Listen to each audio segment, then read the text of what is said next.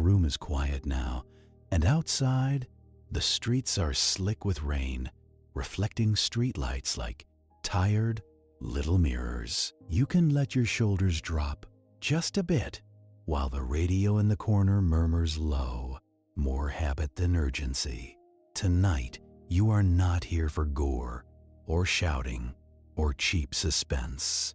You are here for the slow, sleepy work of detection, the kind that smells like paper, ink, and coffee gone cold. In this file, the Zodiac becomes less a monster and more a long, foggy problem. Letters, symbols, timelines, and the stubborn patience it takes to separate signal from noise. Settle in. The Sleepless Detective will keep the lights dim and the questions gentle. You slide the first folder from the stack, and it opens with that soft paper sigh. Like a library book giving up a secret.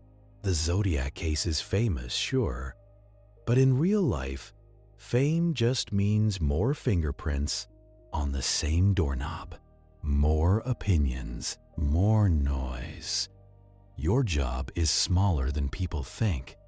You read what's actually there, and you don't let the mythology do your thinking for you. The rainy city mood is not just atmosphere tonight, it is procedure. Because most police work happens in weather like this, when the streets are empty and the radio never quite stops breathing. You picture the old dispatch tapes, the clack of typewriters, the thin patience in an officer's voice at 2 in the morning, and you remember the gentle rule you set for yourself. No gore, no theatrics, just the quiet mechanics of how a case becomes a case. You think this story starts with a killer? With a gun? With a dramatic first headline? Wrong. It starts with paper. Because what turns ordinary violence into the Zodiac file is not only what happened out there in the dark, it is what arrived later, in ink, demanding an audience. A crime can be terrible and still stay local. A crime can be brutal and still fade into the background hum of a large state. But a letter is a hand reaching through the mail slot, trying to take the steering wheel. Congratulations, you are now investigating not just acts, but a performance. You flip a page, and there it is, the simple, irritating truth. You cannot arrest handwriting. You cannot handcuff a symbol. You cannot put a boast in an interview room and tell it to stop smirking. You have to do something slower. You have to connect the paper to the pavement.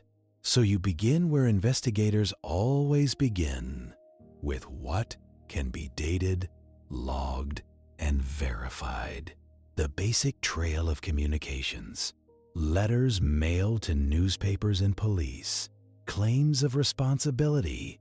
A signature that becomes a brand. Symbols arranged like a child's private language, as if secrecy is the same thing as intelligence.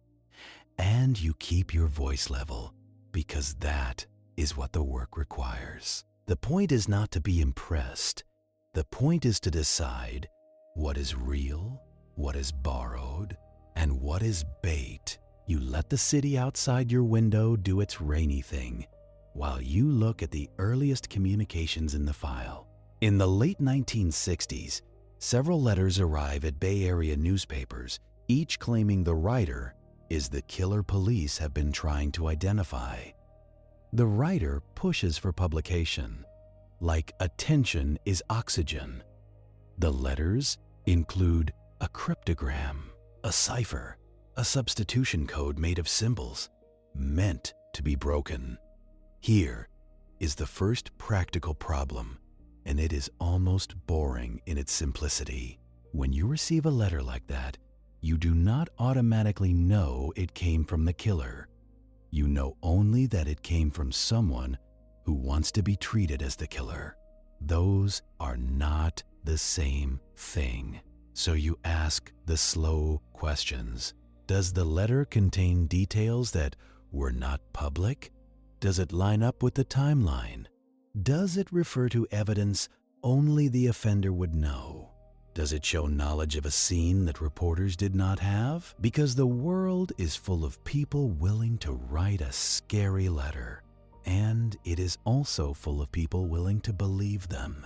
You can hear the old detectives in the margins of these pages, even decades later. Not in dramatic speeches, in cautious wording, in notes that say, essentially, verify this before you build a theory on it. That is the rhythm you follow tonight. You pick up the claims like stones, and you test their weight. The writer introduces himself with a name, Zodiac, a word that sounds like a costume, a word that tries to turn murder into a horoscope column. And you understand immediately what the name is for: control. If you name yourself, you get to set the terms. You become a character, not a suspect. You become an idea, not a man who buys gas and leaves fingerprints on a steering wheel. But evidence is stubborn. Evidence does not care what you call yourself. Evidence sits there, silent, waiting for someone to notice the part that does not fit. So you pull out the next set of documents, the early incidents the letters point toward. Not because you want to relive them, because the only way to test a claim is to anchor it in the world. You pin down the first timeline softly, like you are placing fragile receipts on a corkboard. Late 1968, a young couple attacked near a road outside Vallejo at a place called Lake Herman Road. Then, in mid-1969, another couple attacked at Blue Rock Springs Park, also near Vallejo. Later that year, there is an incident in San Francisco at Lake Berryessa involving a hooded attacker and a handwritten message on a car door. Then, later still, the killing of a taxi driver in San Francisco. Different nights, different locations, different kinds of scenes, and that variety is part of what makes the case feel foggy. People like patterns, clean, repeating patterns. The Zodiac file does not give you that comfort. It gives you variation, and variation makes investigators work harder to prove connection. This is where people on the outside get impatient. They want the montage. The clever detective points at a wall of photos and says, "It is all connected." In reality, you do it the other way around. You assume nothing. You connect things only after the evidence forces you. That is why the letters matter. They are an attempted bridge.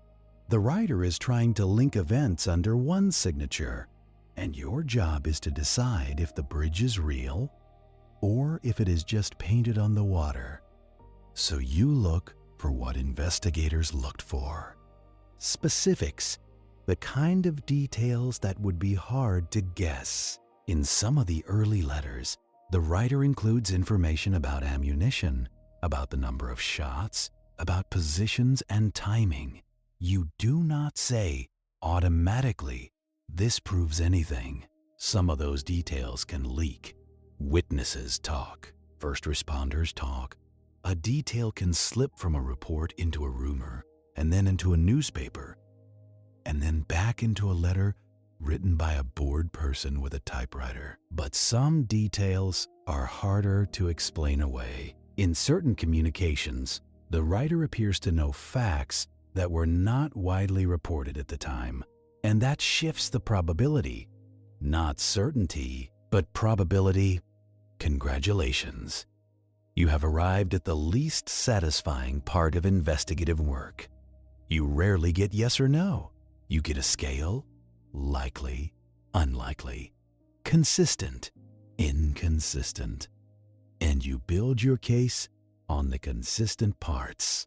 You lean back and let your eyes rest for a moment on the language in these documents. The tone is taunting, yes, but you do not need to linger on it. The psychology is not complicated.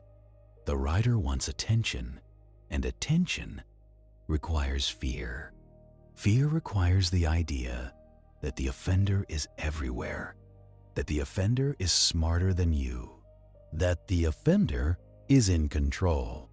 But control is often just noise plus timing. So you do not chase the mood, you chase the mechanics. Where was the letter mailed from? What kind of paper?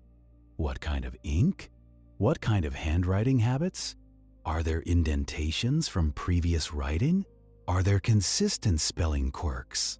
Are there fingerprints, even partial? Are there saliva traces on stamps? Though in those years, nobody is thinking in modern DNA terms yet. They are thinking about latent prints and paper fibers, the slow analog world. And the slow analog world has its own texture. Fingerprint powder on a tabletop, a flash camera popping like small lightning, evidence envelopes sealed with tape that yellows over time, a detective taking notes by hand because there is no convenient database to search at 3 in the morning. People like to imagine the Zodiac case as an unstoppable chess match, but the truth is more ordinary. It is detectives overwhelmed by volume, letters and tips multiplying, different agencies holding different pieces, jurisdictions bumping into each other like tired shoulders in a hallway. You keep going anyway because that is what the file demands. And because the letters were designed to do one thing above all, steal your sleep. The ciphers sit there like a dare, a grid of symbols, a promise that if you decode it, you will get the offender's identity, or confession, or some neat little bow to tie the terror shut. But codes like these are often less like a locked vault and more like a teenager's diary written in a private alphabet. The point is not secrecy. The point is superiority, the feeling of being clever. In the early days, one of the ciphers is solved by a civilian couple, not by police. That detail always lands softly, like a reminder that the public is not separate from the work. People read the papers at their kitchen tables and try their luck. Puzzles invite crowds.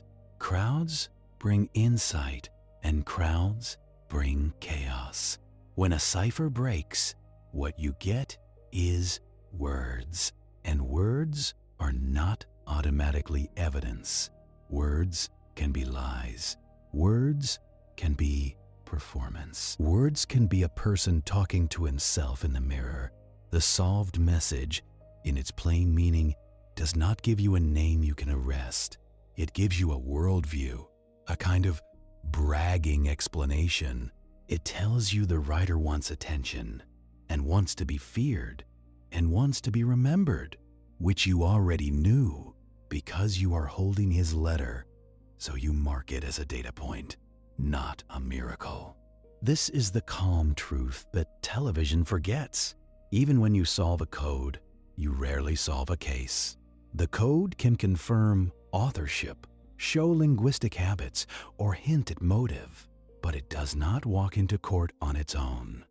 And in the Zodiac file, the codes that remain unbroken or disputed become their own ecosystem. People see patterns the way you see shapes in clouds. Everyone wants to be the one who finally translates the symbols into a face. But most of what grows from that is not usable. A usable fact is something you can point to and say, here is how we know.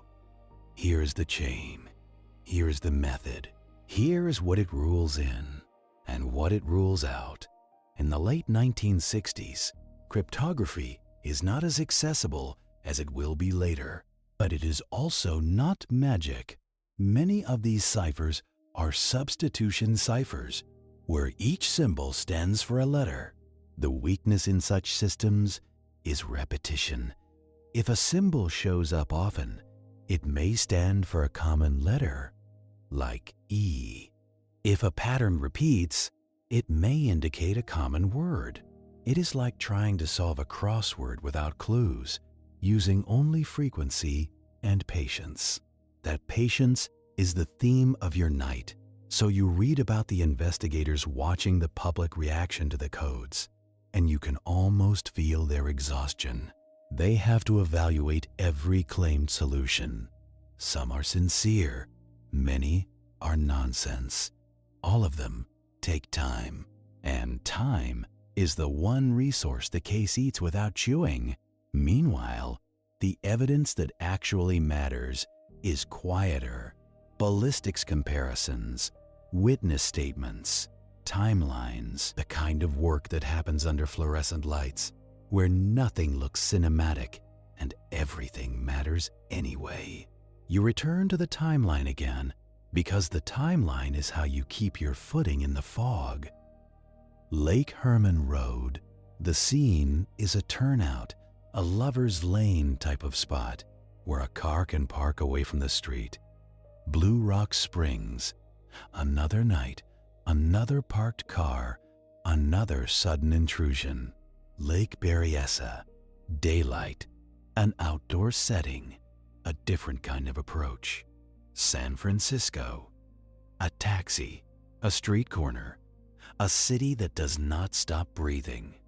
For investigators, each scene is its own planet. Different responding agencies, different evidence handling, different witnesses, different levels of media attention. And yet the file wants you to believe it is all one story. So you look at what links them. The letters, of course.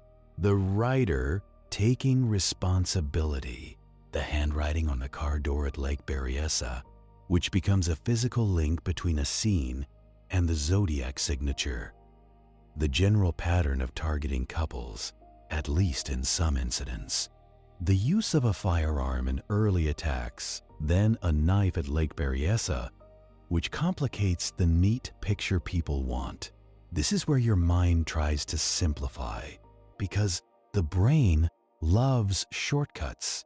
But detectives learn to distrust their own desire for elegance.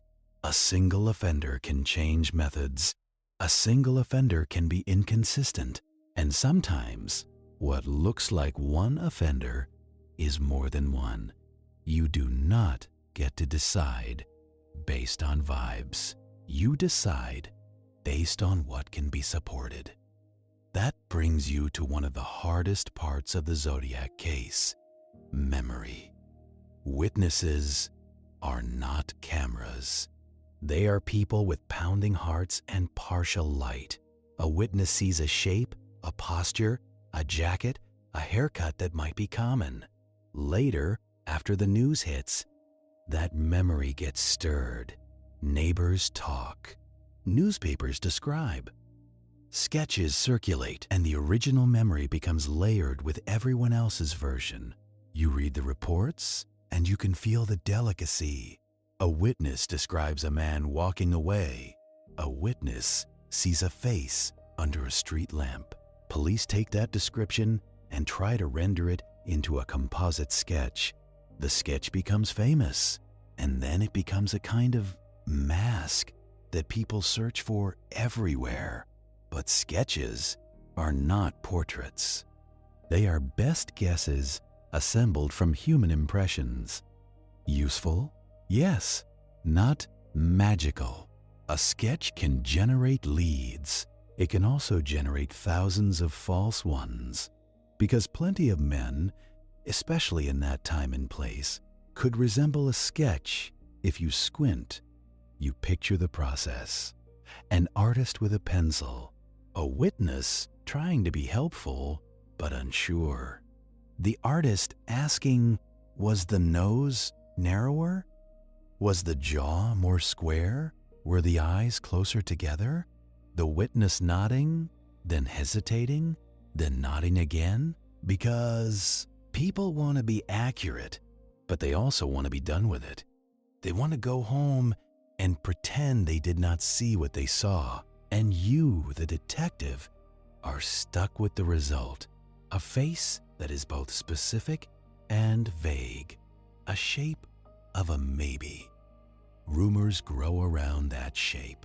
A neighbor remembers a stranger.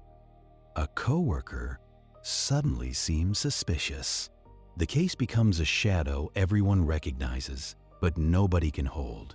In the Zodiac investigation, the volume of tips becomes a kind of weather system. Some tips come from fear, some from spite, some from people who truly think they saw something. The problem is that all tips arrive wearing the same clothes. A phone call, a letter, a statement. You cannot tell at the door which one is gold and which one is gravel. So you do what investigators do. You log, you cross-reference, you look for overlap, you look for details that repeat across independent sources. You look for a tip that includes something verifiable, a license plate, a specific date, a specific place. And then you hit the wall that every big case hits: jurisdiction. The Bay Area is not one agency. It is many: city police, county sheriffs, highway patrol, federal involvement at times. Each has its own reports, its own evidence storage, its own priorities. Cooperation happens, yes, but it is not seamless. It is paperwork. It is meetings. It is requests that sit on desks. It is evidence that must be transported and signed for, because chain of custody is not a phrase you say in court for fun. It is the thin thread that keeps your case from unraveling. Chain of custody sounds clinical. In human terms, it is simply this: can you prove nobody tampered with what you found? Can you show who touched it, when, and why? Can you walk a jury through the life story of a piece of paper? In cases like Zodiac decades later, that becomes critical, because the story does not end in the 1960s. It stretches, it frays, it gets reopened, evidence gets moved, records get copied, and every time something is handled, you risk losing clarity. You read the notes about evidence handling, and you feel the age of the system. Back then, nobody is imagining 21st century DNA techniques. Nobody is thinking about how a stamp might one day be tested for trace biological material. They are thinking about fingerprints, handwriting comparison, ballistics, witness reliability. Ballistics, that is another word that people treat like magic. It is not magic, it is comparison. A firearm leaves tool marks on bullets and casings.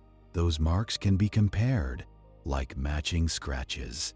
If you recover bullets from a scene or casings, you can compare them to bullets fired from a suspected weapon.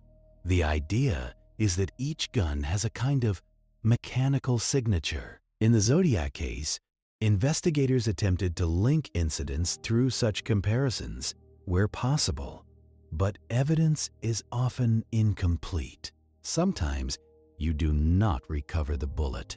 Sometimes the bullet is too damaged. Sometimes you have a casing but no bullet. Sometimes you have neither. Real life does not give you the full set, so you are left with partial links. Plausible connections. No single piece that snaps the whole puzzle into place. The letters, then, continue to hover, because the letters are what unify the narrative for the public. They also create new investigative tasks. Every letter must be examined. Paper type, ink, postmark location, potential fingerprints, handwriting analysis, linguistic quirks. Investigators compare them to previous letters, looking for consistency that might indicate the same author. Handwriting analysis is another area people misunderstand. It can suggest similarity. It can point toward or away, but it is not a perfect identifier. People can disguise handwriting. People can change over time. And in court, handwriting comparison can be contested. It is one more thread, not a rope. Still, you collect threads. That is how you make a net. You find yourself staring at the idea of authorship. In this case, authorship matters as much as action, because if you can prove a specific person wrote the letters, you can link them to the crimes. If the letters contain verified details, or at least you can narrow the field. But proving authorship is hard. The letters are anonymous by design. The writer is not signing with a return address.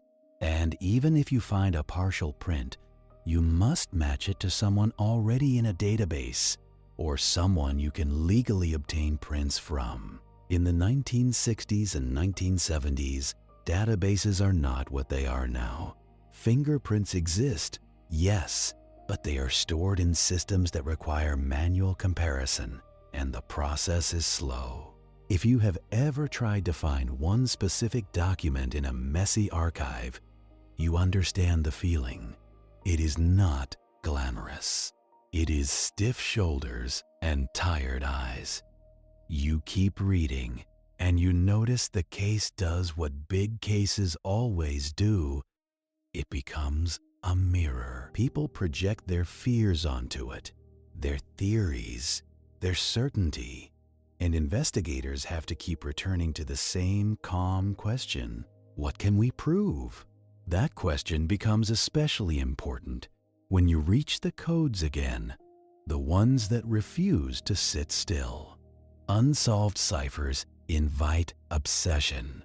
People spend years trying to solve them, sometimes with sincere skill, sometimes with wishful thinking. Some proposed solutions are elaborate, like someone building a cathedral out of toothpicks. Beautiful work, maybe, but not structurally sound.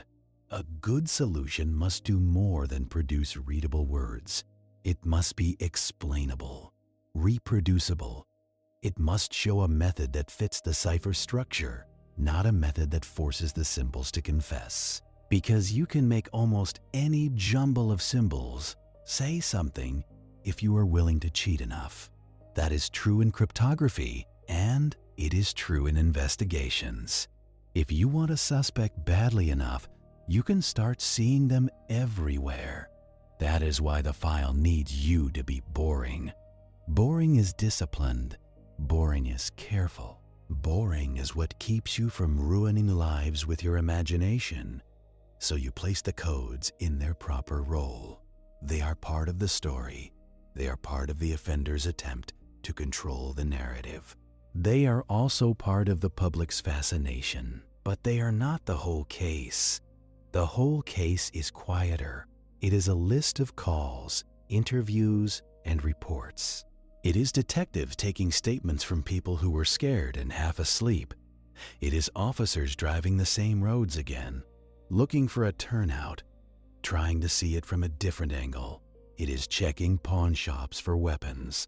It is comparing tire tracks and shoe prints when available. It is writing memos that begin with "received information from" and end with "no further action at this time." No further action at this time. The phrase sounds like giving up. It is not. It is triage. When you have hundreds, then thousands of tips, you cannot pursue them all equally. You learn to prioritize.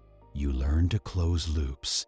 You learn to file away the ones that do not connect, because an open loop is a leak, and leaks drown investigations.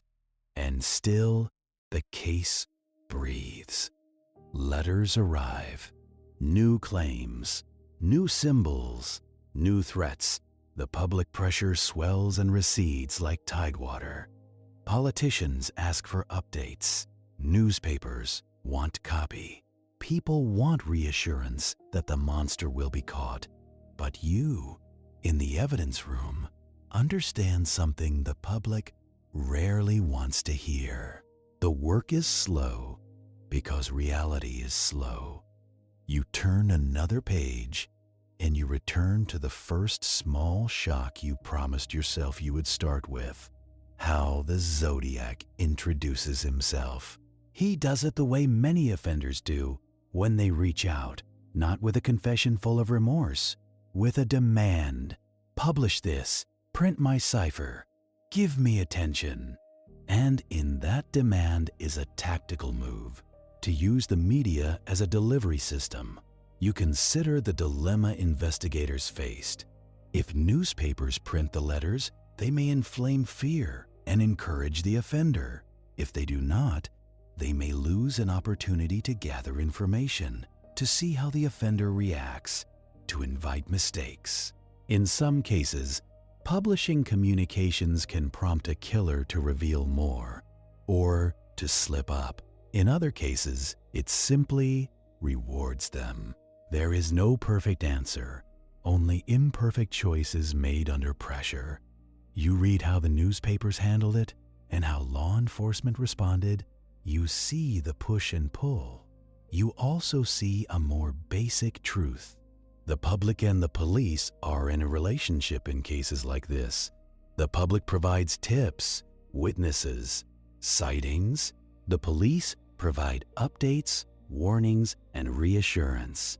The media sits between them, translating and sometimes distorting. And in the middle of all that, a person is writing letters, trying to stay ahead of the narrative. You follow the thread of those communications, one by one, noticing how the writer tries to prove himself. He claims responsibility for crimes. He references details. He sometimes includes parts of a cipher, like he is feeding the world crumbs and calling it generosity. This is where your skepticism stays gentle but firm. Offenders sometimes insert themselves into investigations with false claims. They do it for attention, for control, for the thrill of proximity. So every claim must be tested. You look at how investigators did that testing. They compared details in letters to details in reports. They looked for non-public information. They examined handwriting. They analyzed postmarks. They checked whether the claimed number of victims matched confirmed cases. They watched for discrepancies. Discrepancies matter because they show limits. They show where the writer is guessing or lying or padding the story. If the writer exaggerates, it can mean he is not the offender. Or it can mean he is the offender and still wants to appear larger than life. Either way, exaggeration becomes a clue about psychology and reliability. And reliability is everything when your main speaker is an anonymous liar. You keep your pace steady because your goal is not to excite. Your goal is to understand. You let the rain outside provide the soundtrack, and you imagine the detectives then, hearing the same rain on the roof of a station house while they opened another envelope with gloved hands. They would have been tired, not the poetic kind of tired, the administrative kind, the kind that comes from too many calls and too little sleep, from the sense that the case is expanding faster than your ability to hold it. And then there is the small, human moment. A detective reads a line in a letter and feels irritation, not fear. Irritation is useful. Irritation keeps you grounded. It reminds you the writer is not a myth. He is a person who needs attention, a person who makes mistakes. That is what you look for next, not drama, mistakes. And because a letter is just paper until it connects to the real world, you let your finger trace the timeline again, and you follow the trail to the early crimes the writer points at. You don't walk into those first scenes like you're stepping into a legend.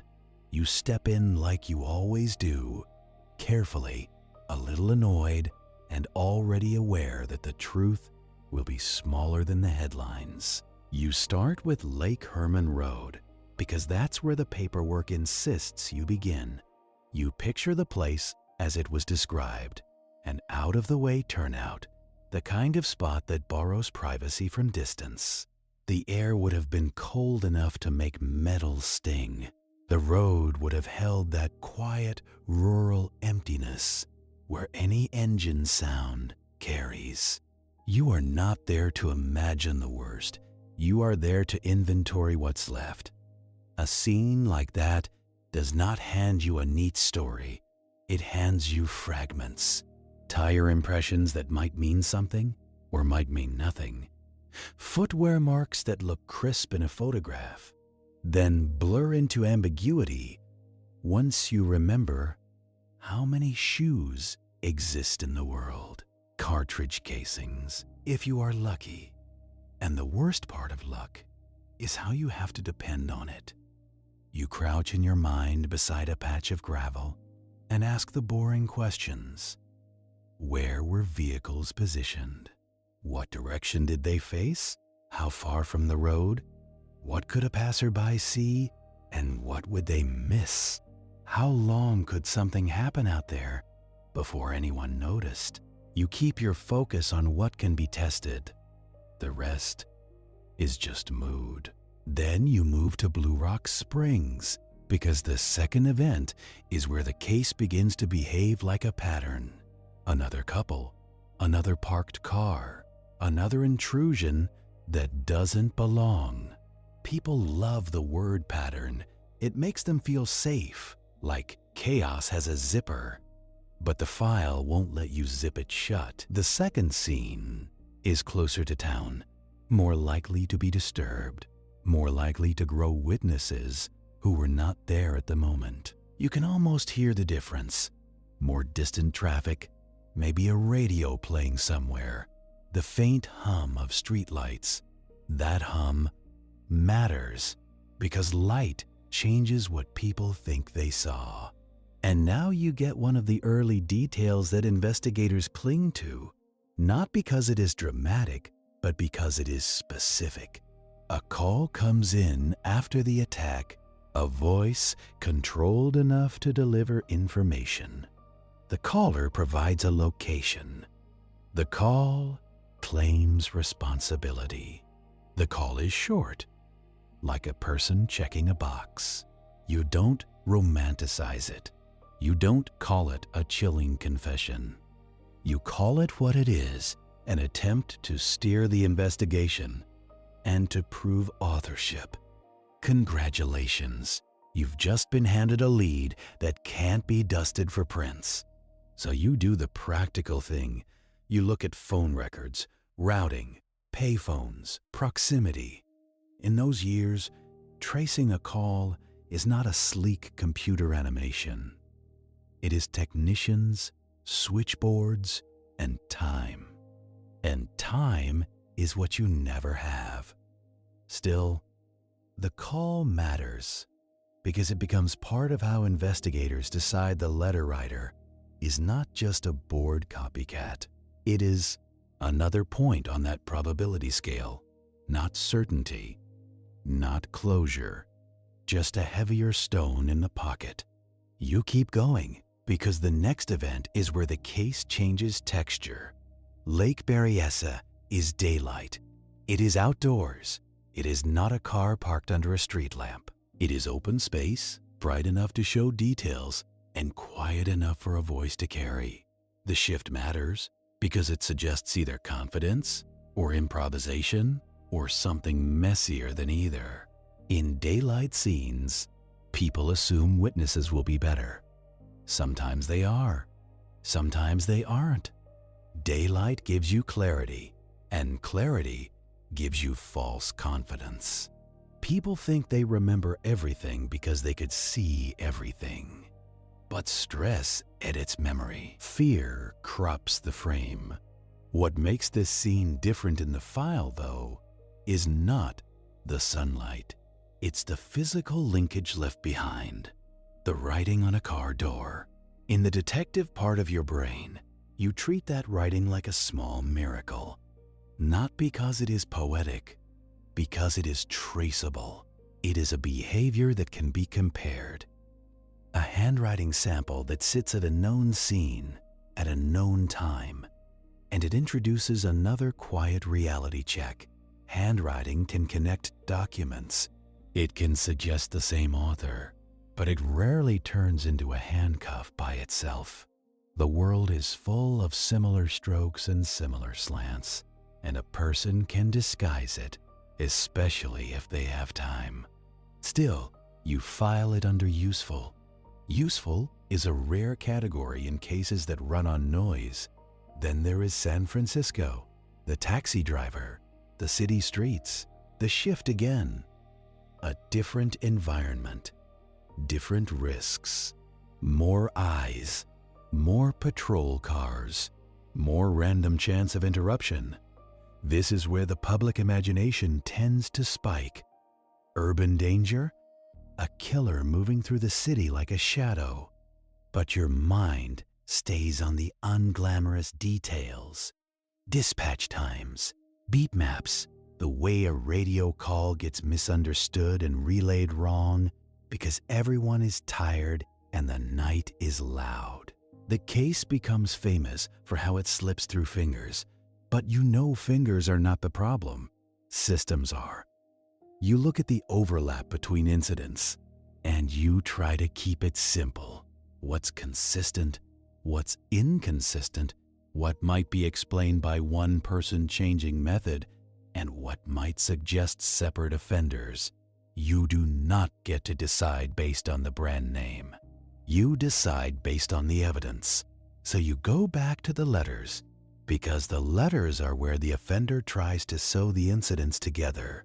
If you can show the writer knew non-public details about multiple scenes, you strengthen the argument that the same person is involved, or that the writer has access to information only insiders should have. And that brings you to an uncomfortable possibility detectives always have to consider, quietly, without accusing the wrong person out loud.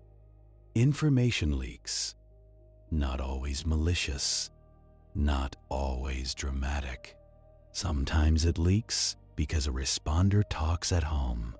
Sometimes it leaks because a report is left where it shouldn't be.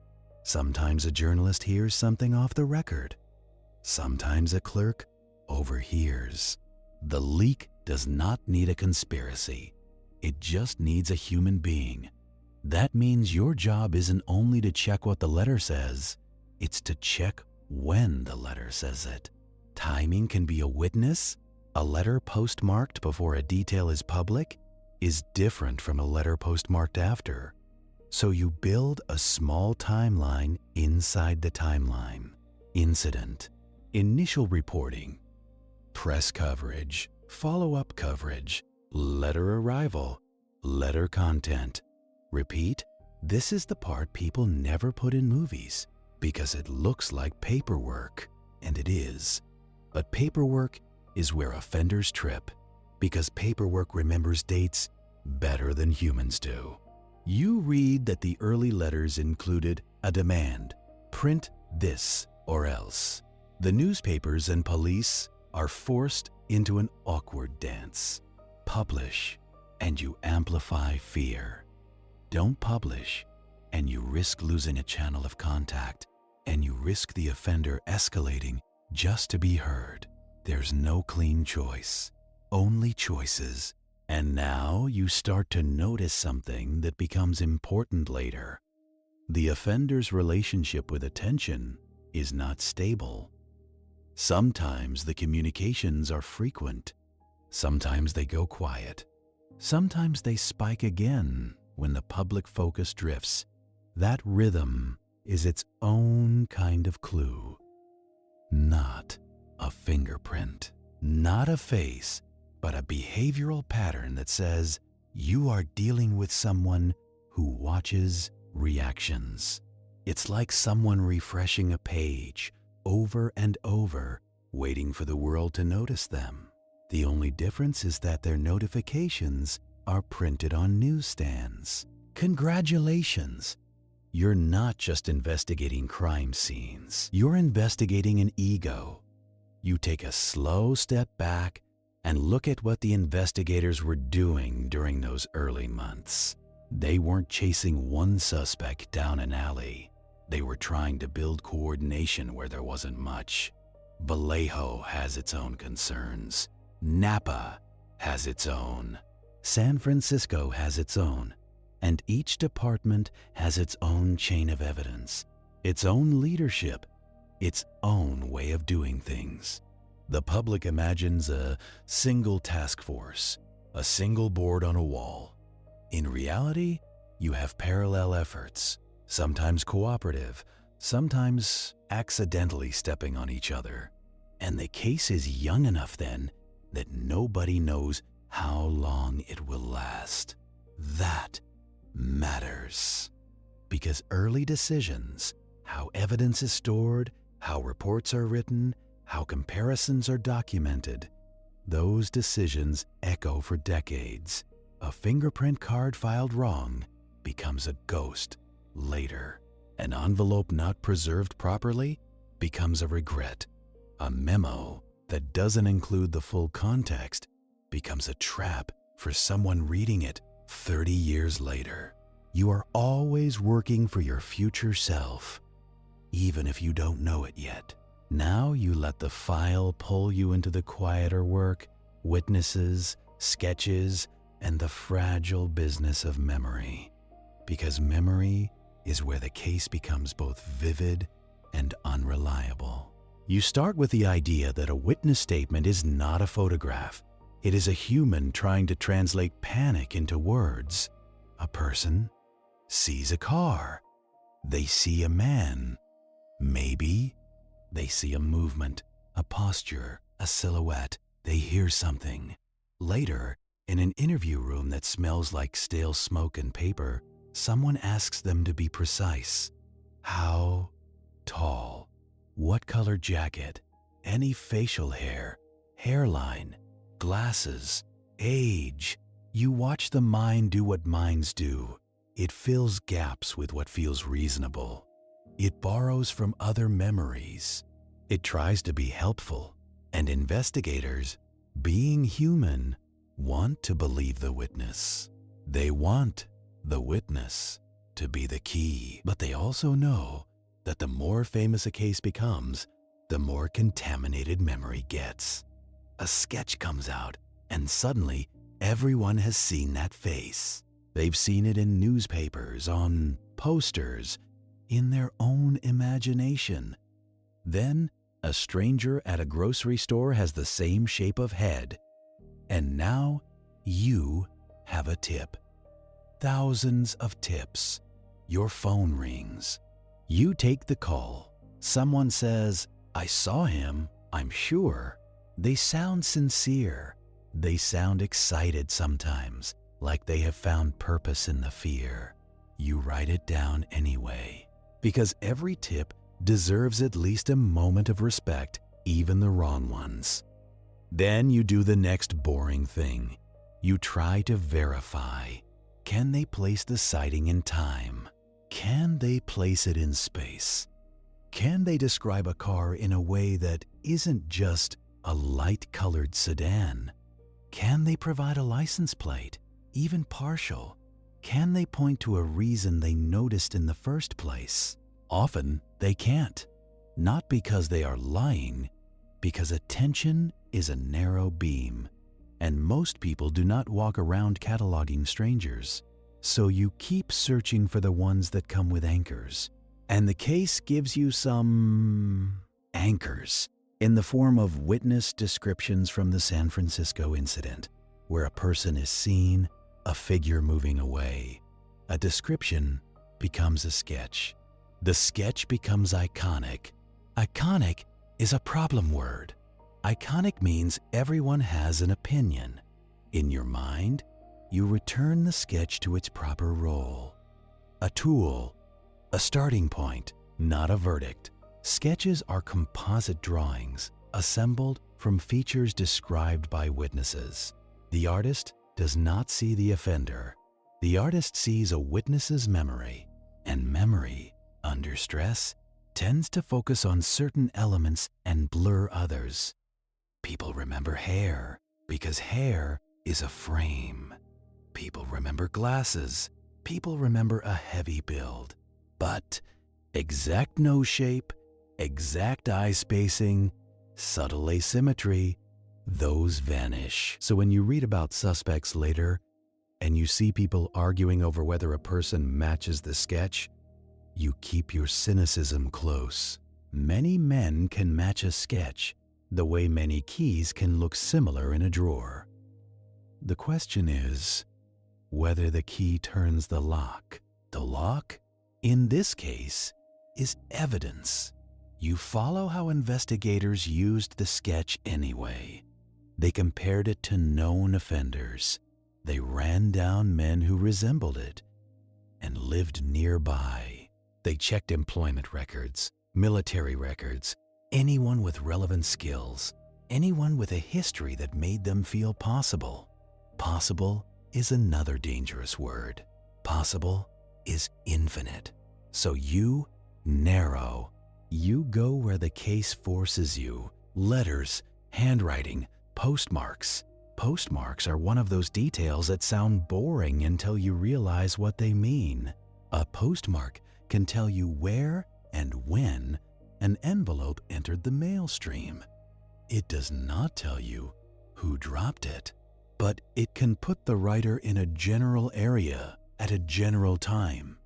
If you have multiple letters, you can compare postmarks. You can see whether they cluster around certain locations. You can see whether the writer likes one part of the city, one kind of mailbox, one schedule.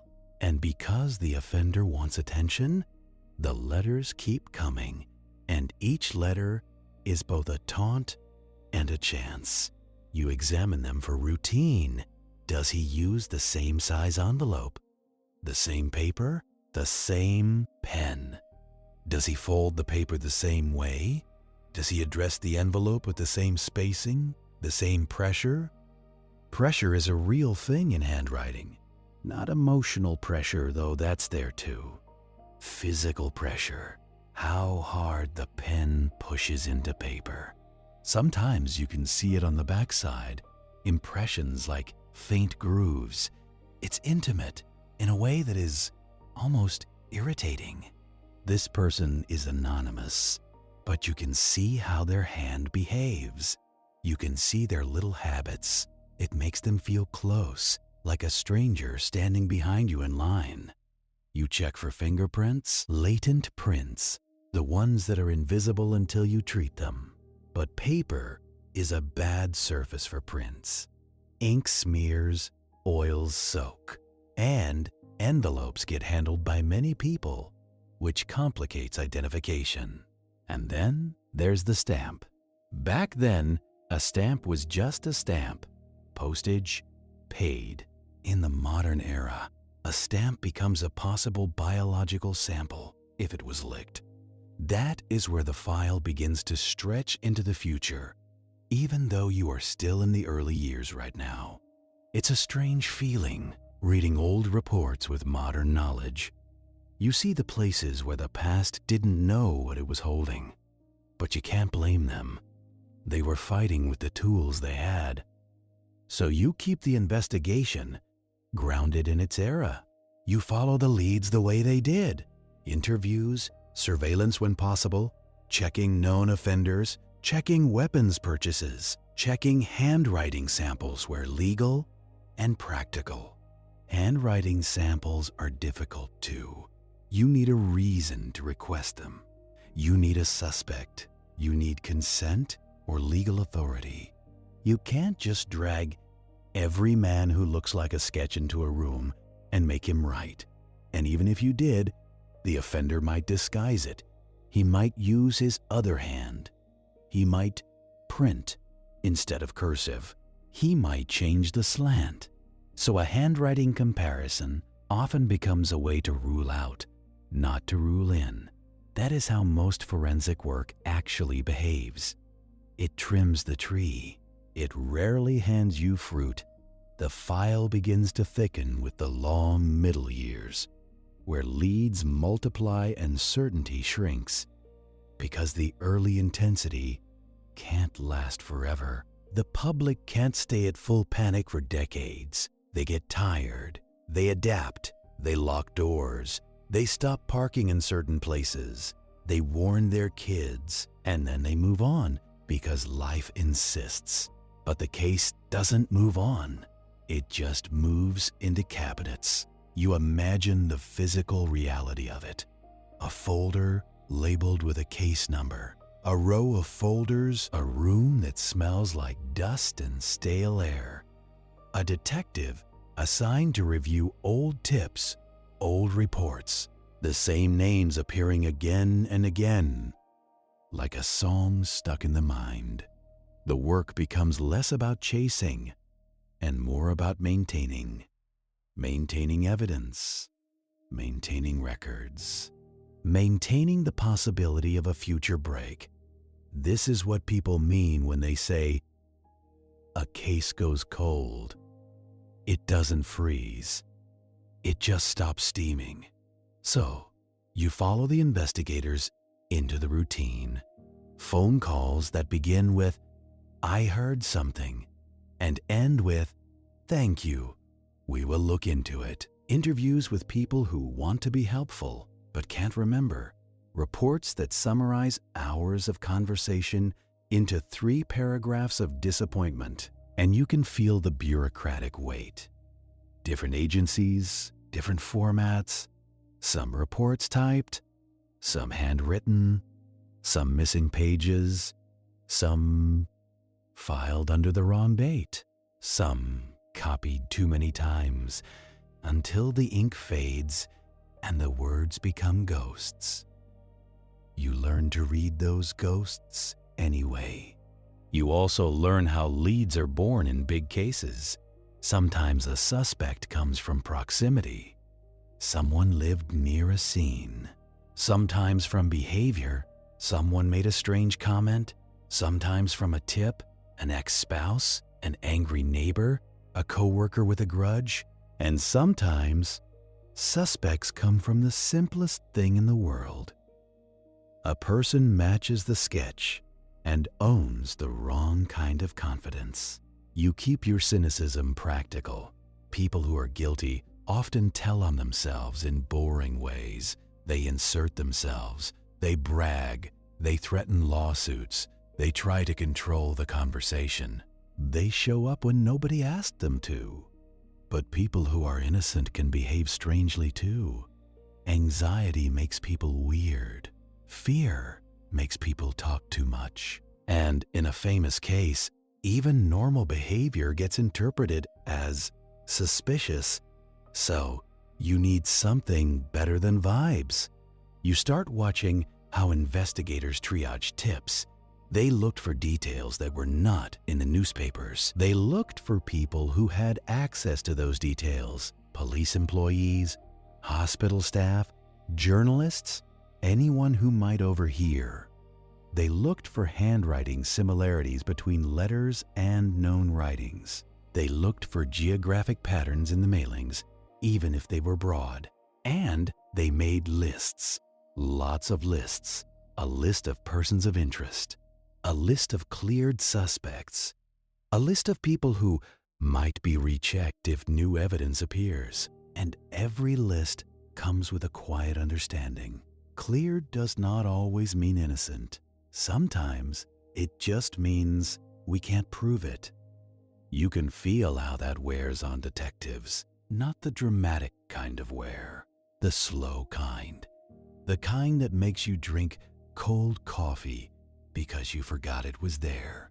The kind that makes you snap at a coworker over a stapler.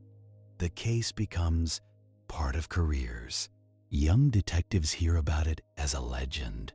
Older detectives remember the original fear. Someone always knows someone who worked it, and the stories get polished in retelling. But the file does not care about stories. The file cares about documentation.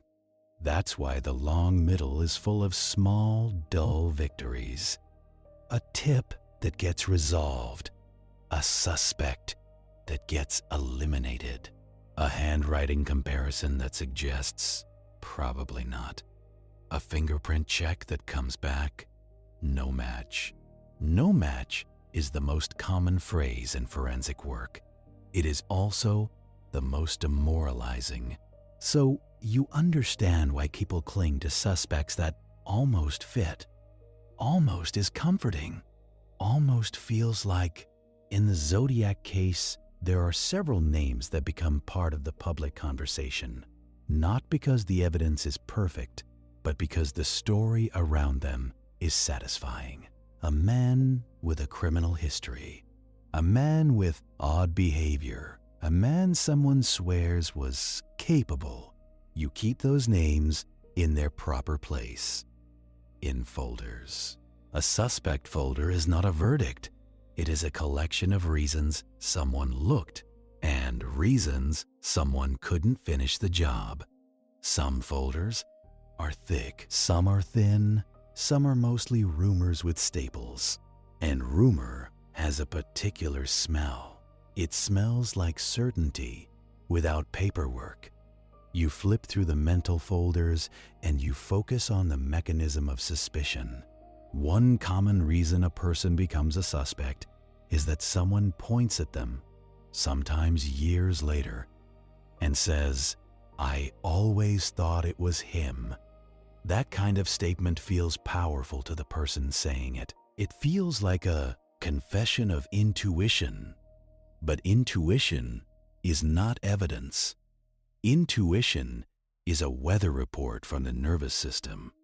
So investigators try to take such claims and turn them into something testable. Did the person have an alibi? Could they be placed near scenes? Did they have access to certain weapons? Did they have any connection to victims? Did they have handwriting samples that could be compared? Did they have any history of contacting newspapers or police? Sometimes that process clears them. Sometimes it doesn't. Sometimes it leaves a stain that never fully washes out, even if nothing is proven. That is one of the darker realities of famous cases. The case doesn't just hunt for the guilty. It also consumes the lives of the maybe innocent. You keep that in mind as you look at how the Zodiac case evolved, because it becomes a case where the public wants a neat answer more than the evidence can provide.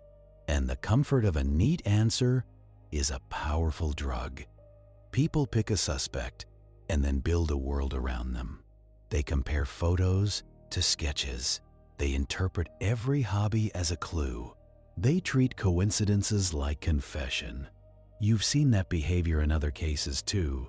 It's the same mental habit as reading meanings into clouds.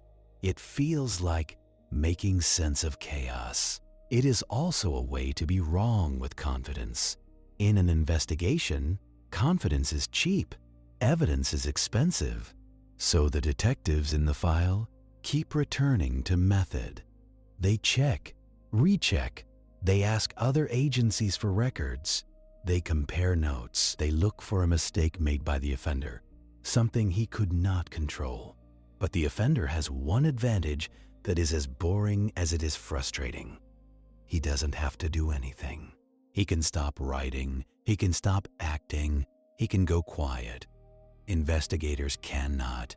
They keep working because the case demands it. And the case demands it because communities are living inside the shadow. You can picture those communities without sensationalizing them. People keep porch lights on. People glance twice at cars that slow down. Couples stop parking at turnouts. Parents tell teenagers to stay in groups. Taxi drivers watch back seats with a little more tension. Fear becomes routine. Routine becomes background. Background becomes normal. And the killer, whoever he is, becomes less a person and more a story people tell each other in low voices. That's when the investigation becomes as much about endurance as about insight. You track how different departments tried to coordinate. You track the creation of task forces and shared files. You track how information was exchanged, sometimes through formal channels, sometimes through personal relationships. One detective calling another because they trust them more than the system. This is how real cooperation often happens, not in meetings, in phone calls between tired people. But even with cooperation, the case keeps slipping. One reason is that the offender's communications create endless work. Every letter must be treated seriously until proven otherwise. Every claimed victim must be checked. Every threat must be evaluated. And many of those checks go nowhere because the offender is not trying to help you. He's trying to make you dance. You don't dance. You shuffle papers. You note that some letters include pieces of information that could, in theory, be used to verify authenticity, like details from scenes or references to evidence. Investigators keep track of which details are public and which are not. They keep a kind of secret checklist, facts that only the offender should know. If a letter includes one of those facts, it gains weight. This is the closest thing to a lie detector you have for anonymous mail.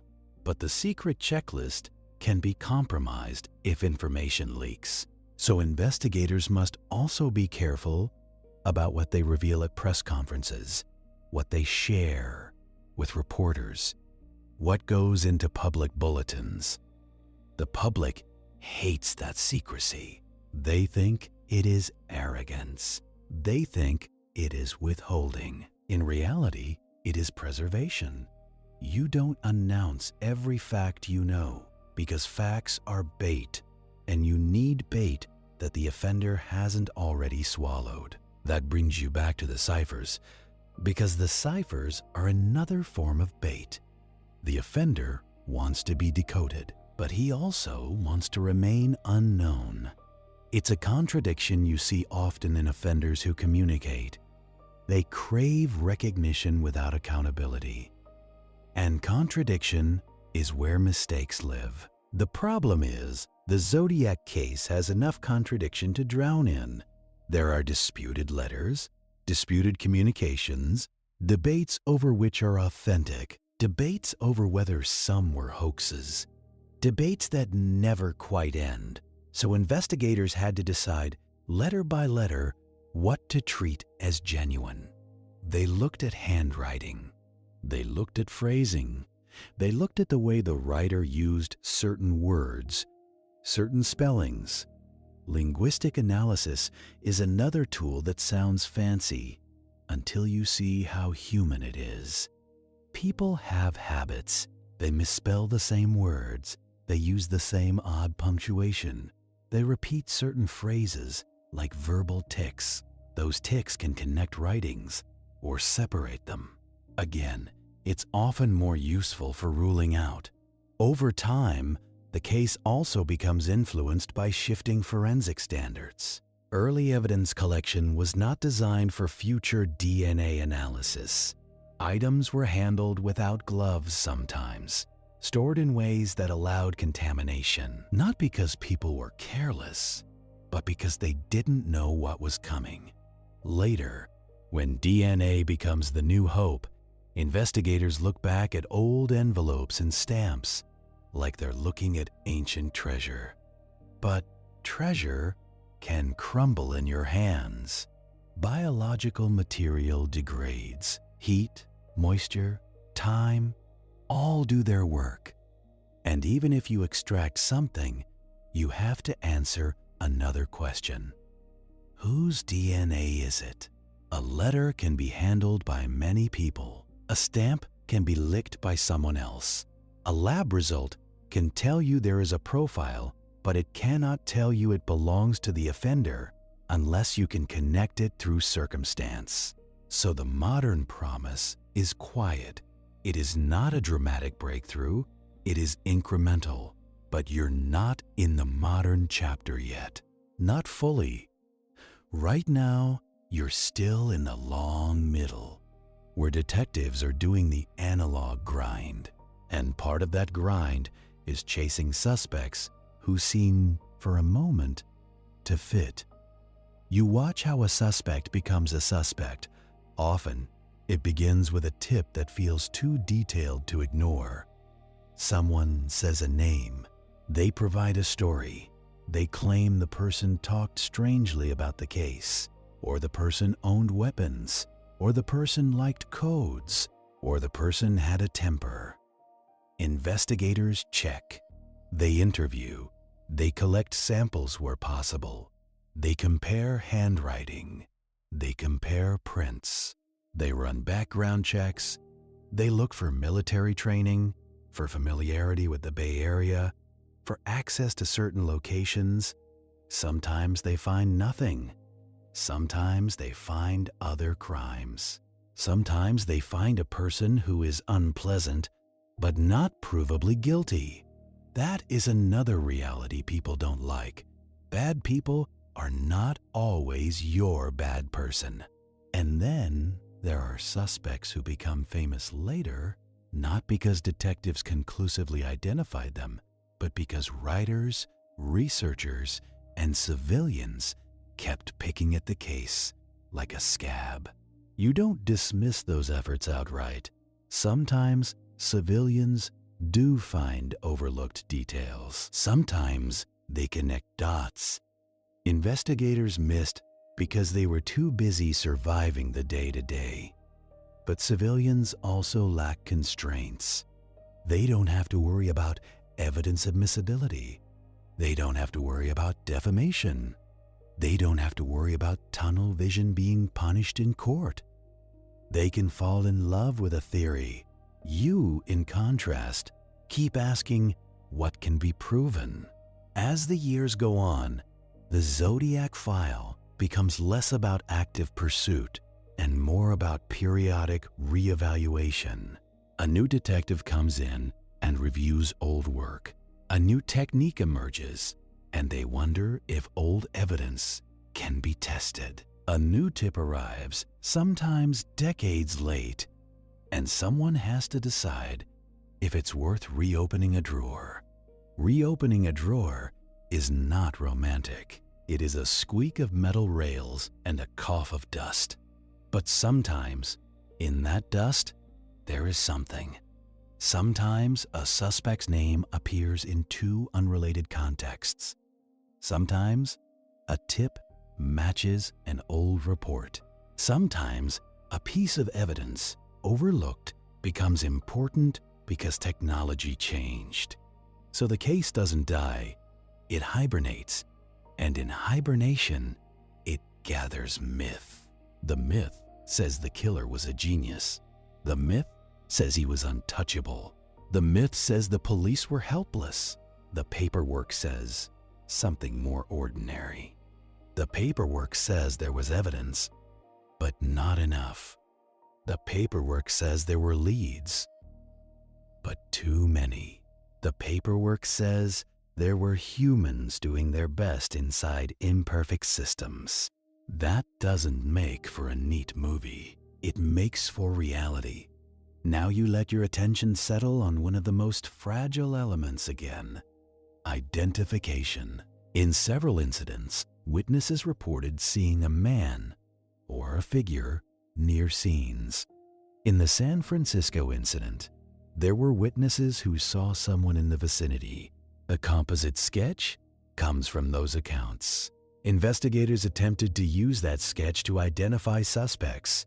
They also attempted to use lineups and photo arrays where possible. But lineups are tricky. They require procedure. They require fairness. They require that the witness not be coached. They require that the suspect not stand out. And even when done correctly, they are still human memory under pressure. You can't force memory to be precise. You can only protect the process from being made worse.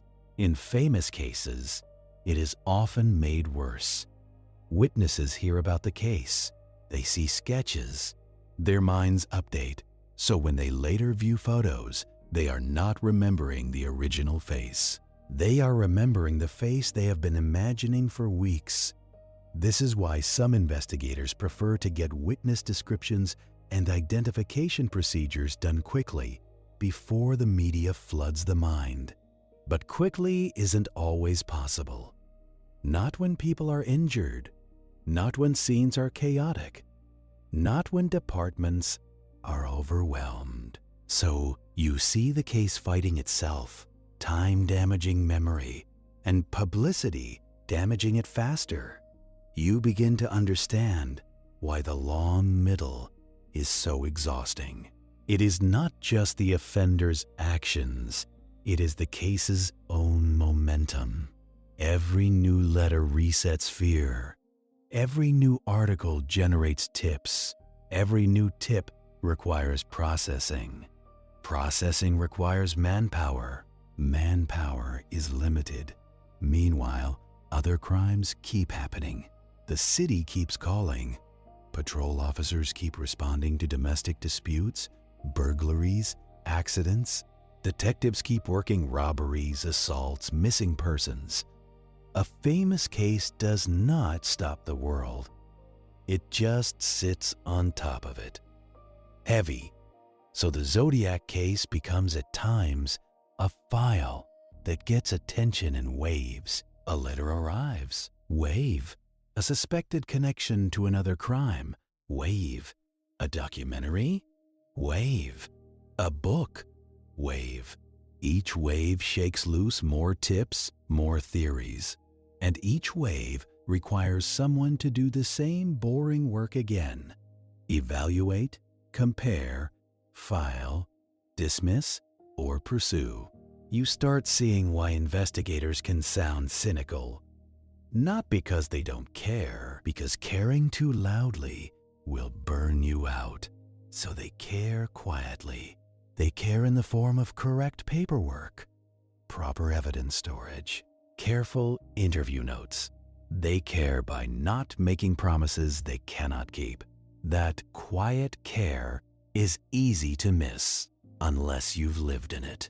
Now you drift closer to the era where suspects become the public's favorite pastime because the case, unresolved, invites people to try on certainty like a coat. You review the concept of a suspect folder again because it keeps you sane. A folder contains allegations, facts, interviews, and conclusions. Some conclusions are strong, some are weak. Some say no evidence. Some say cannot eliminate. Cannot eliminate is a haunting phrase. It is not accusation. It is not exoneration. It is a door left slightly open because the lock is broken. In the Zodiac file, several individuals have been considered at different times, some because of criminal histories, some because of tips, some because of circumstantial overlaps, some because they were, frankly, odd and nearby. You do not need to dramatize their names to understand the process. The process is the point. An investigator receives a tip. The tip is logged. The suspect is identified. Background is checked. Alibi is evaluated. Handwriting is compared if possible. Fingerprints are compared if available. If there is probable cause, warrants are considered. If there is not, the suspect may be interviewed voluntarily. Interviews are another place where the public expects fireworks. In reality, interviews are often slow, careful conversations in small rooms. You offer coffee. You ask about routines. You ask about whereabouts. You watch for inconsistencies, but you also watch for nervousness. That is just nervousness. A person can sweat because they're guilty or because they hate police stations. So you don't read body language like it's a magic book. You read statements against evidence. The most useful inconsistency is the kind you can prove. A suspect says they were at work. but the employer says they weren't. A suspect says they were out of town, but toll records show otherwise. A suspect says they don't know the area, but a friend describes frequent trips. In the 1960s and 70s, some of those verification tools are limited. There are no cell phone pings, no digital footprints, no quick database searches. Verification is phone calls, paper records, receipts if you can find them, and the memories of other humans. Memory again. So you see how an offender can hide in that era more easily, not because they are brilliant, but because the world doesn't record itself the way it does now. You can drive without being tracked. You can pay cash without leaving a trail. You can live without cameras watching every doorway. It's not glamorous. It's just less documented. That means investigators rely heavily on physical evidence and human testimony. And if physical evidence is scarce and testimony is shaky, the case becomes a long argument with silence. Still, detectives kept working. They checked known violent offenders. They checked people with a history of harassment or threats. They checked anyone who had contacted the media with strange claims. They checked those who owned certain firearms. Where records existed, they also did something else that rarely gets mentioned: behavioral comparison. Not profiling in the television sense, not a dramatic speech about childhood trauma, more like a practical checklist. Does the offender demonstrate familiarity with certain areas? Does the offender show comfort approaching couples? Does the offender communicate with media? Does the offender seem to crave control?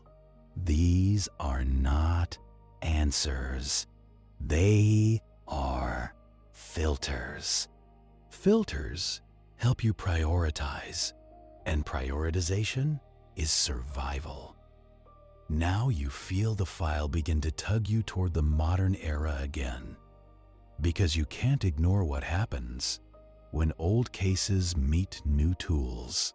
The case doesn't end, it updates. But before you let it fully update, you notice one more detail in the old work that matters: the way evidence was preserved and sometimes not preserved. Paper evidence, like letters, can be stored in ways that protect it or ways that allow contamination. If officers handled envelopes without gloves, their fingerprints may be present. If envelopes were licked by someone else, DNA might not belong to the writer. If items were stored together, fibers can transfer. Contamination is not always dramatic. It can be as simple as someone opening an envelope on a desk that still has dust from another case file. Fibers move.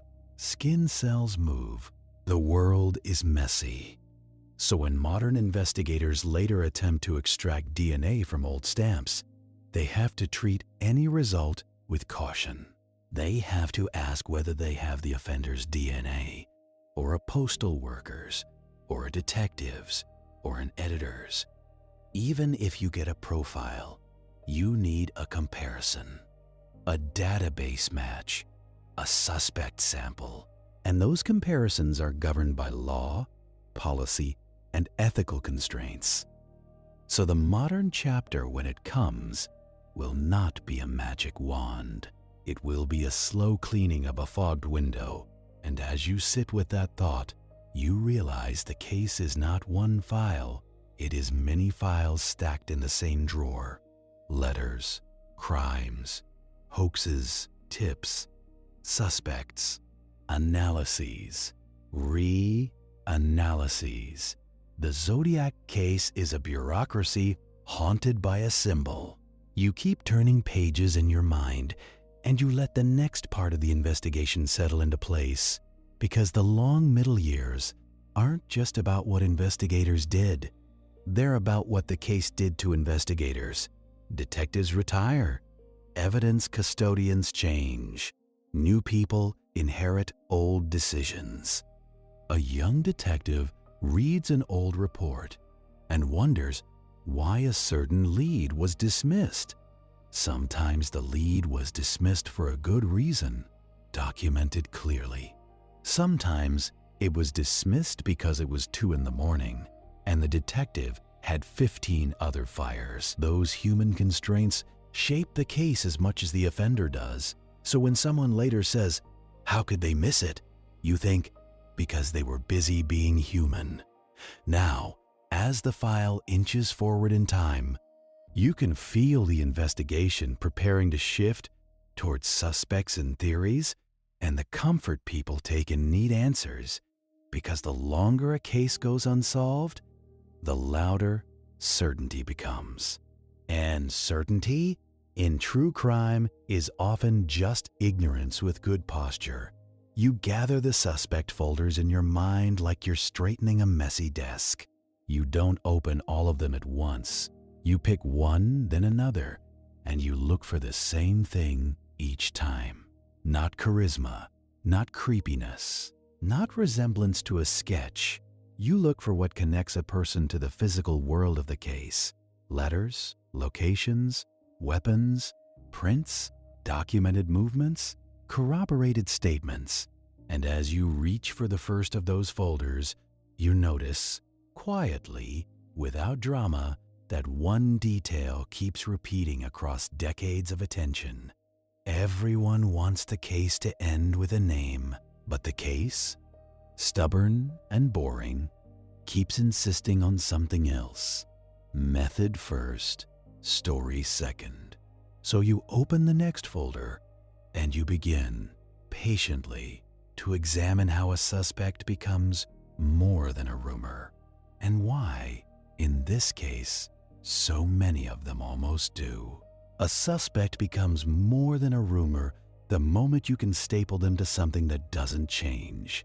A date, a place, a document, a physical trace. Until then, they're just a name that makes people feel better. A neat label slapped onto a messy shelf. You start with the kinds of suspects the Zodiac case produces naturally.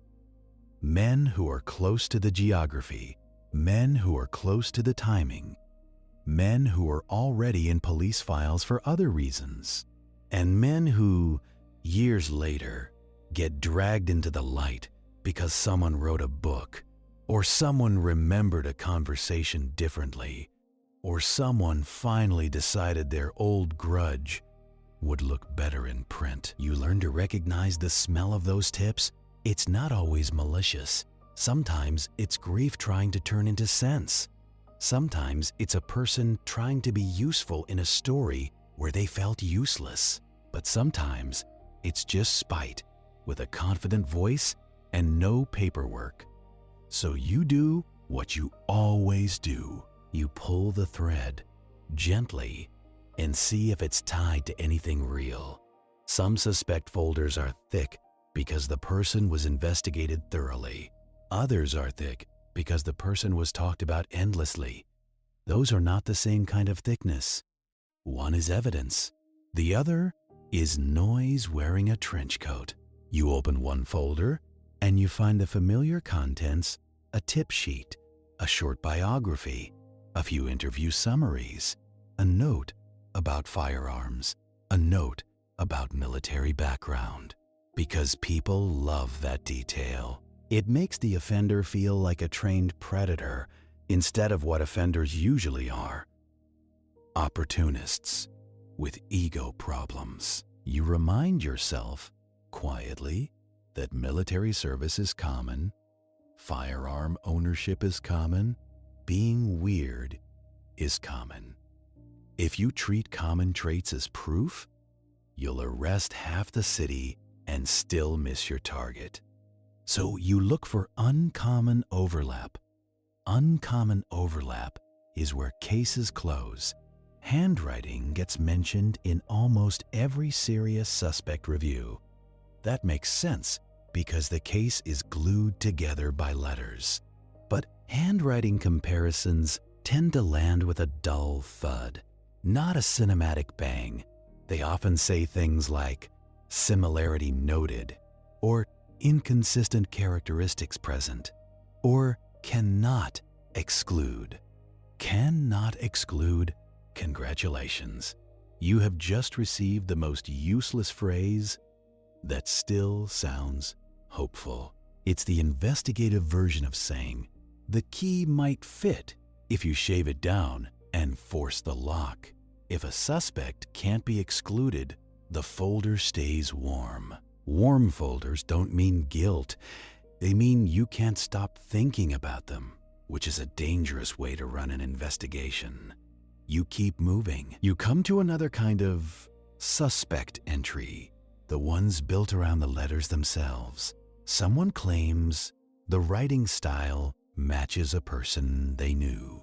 Someone claims the spelling quirks look familiar. Someone claims the phrasing reminds them of a coworker who thought he was smarter than everyone else. Linguistic habits can be real. People do repeat themselves. They keep the same odd commas. They have favorite insults. They misspell the same simple words as if their pride refuses to accept correction. But language is also contagious. A phrase printed in newspapers becomes a phrase spoken at bars. A boast repeated on the radio becomes a boast copied by a bored listener. And if a hoaxer wants to sound like the Zodiac, they don't need to be brilliant. They just need to have read the last article.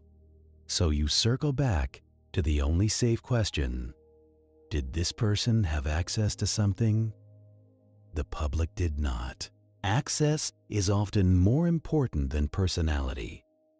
A suspect who worked in a place where police gossip flowed freely matters differently than a suspect who simply looked intense in a photograph.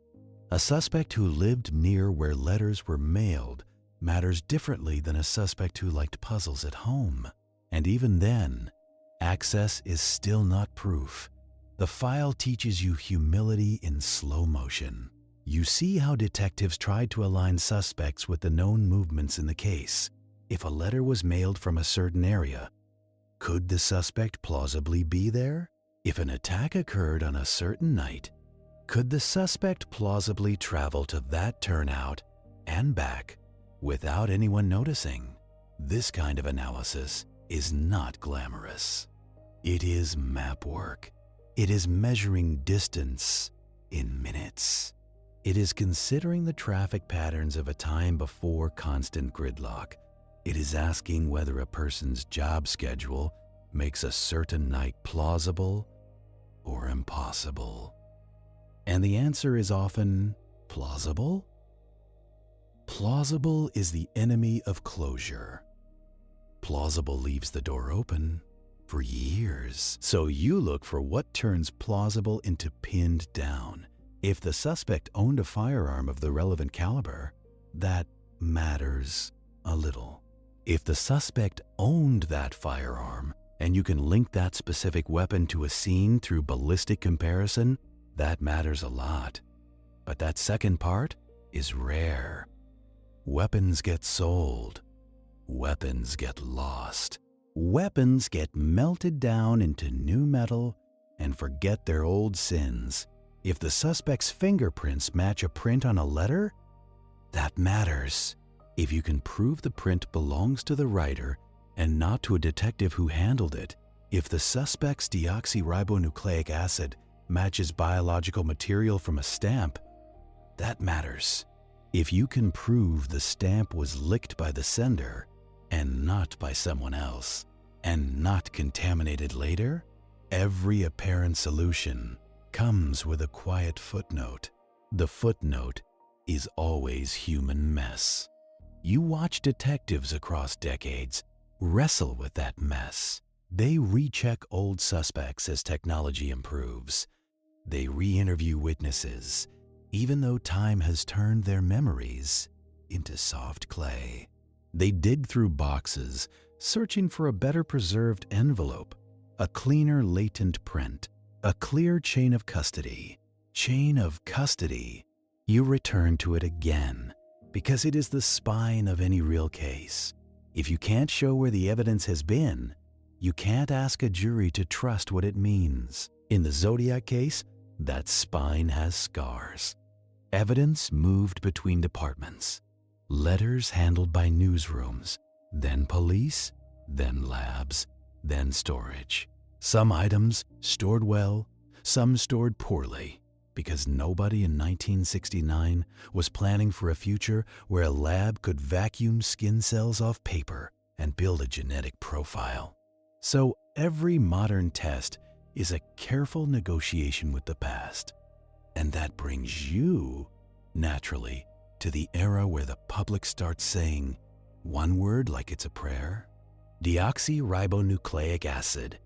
They say it like it's a switch you flip, like the lab will blink and tell you a name, like the case is a locked phone and science is the passcode. But you know better. You have sat in enough evidence rooms to understand that science doesn't work on hope. It works on samples. Samples that have to be intact, uncontaminated, and attributable. Attributable is the hardest part. You have an envelope. You have a stamp. You have the sticky side that might hold saliva if the sender licked it. But in those years, plenty of people used sponges or damp cloth or whatever was handy. A person could seal an envelope without ever leaving their mouth on it. And even if they did lick it, who is to say that letter is authentic? The Zodiac case includes disputed communications, and the disputed ones complicate everything. If you pull a profile from the wrong letter, you might be building a genetic portrait of a hoaxer, or a newspaper employee, or an investigator who opened it barehanded. Congratulations! You have just realized that modern forensics can be incredibly precise and still answer the wrong question. So modern investigators have to be cautious. They prioritize items more likely to be genuine. They focus on letters with details that aligned tightly with known facts. They look for untouched areas, like under stamps, or the inner flap, places less likely to be handled after opening. They also compare profiles carefully. If you get a partial genetic profile, you can sometimes compare it against known databases, depending on law and policy. But partial profiles can be weak. They can produce false leads. And databases are not magic either. They only contain people who were sampled for some reason. Arrests, convictions, certain submissions. An offender who never got arrested for anything else can live outside those systems, like a ghost. So the lab work becomes incremental. Tiny progress, small eliminations, a profile that might be usable later. If a suspect appears, a profile that might exclude a favored theory, which is useful even if it disappoints people. Because disappointment is part of honest work. You shift from the suspect folders to the testing logs in your mind. You imagine the lab techs decades after the original letters handling brittle paper with gloves and tweezers. You picture the sterile benches, the controlled air, the careful labeling, a world away from the original chaos of newsrooms and station desks. This is the part of the story people find soothing. In a strange way, the idea that something methodical is still happening, that the case is not only legend and frustration, that someone, somewhere, is still checking. But methodical does not mean fast. If a lab finds a profile, it has to be validated, repeated, confirmed, then interpreted, then compared, then documented, then explained in terms a courtroom could accept. And every step costs time, money, and attention. The three things cold cases rarely have in abundance. You also run into the problem of what counts as a match.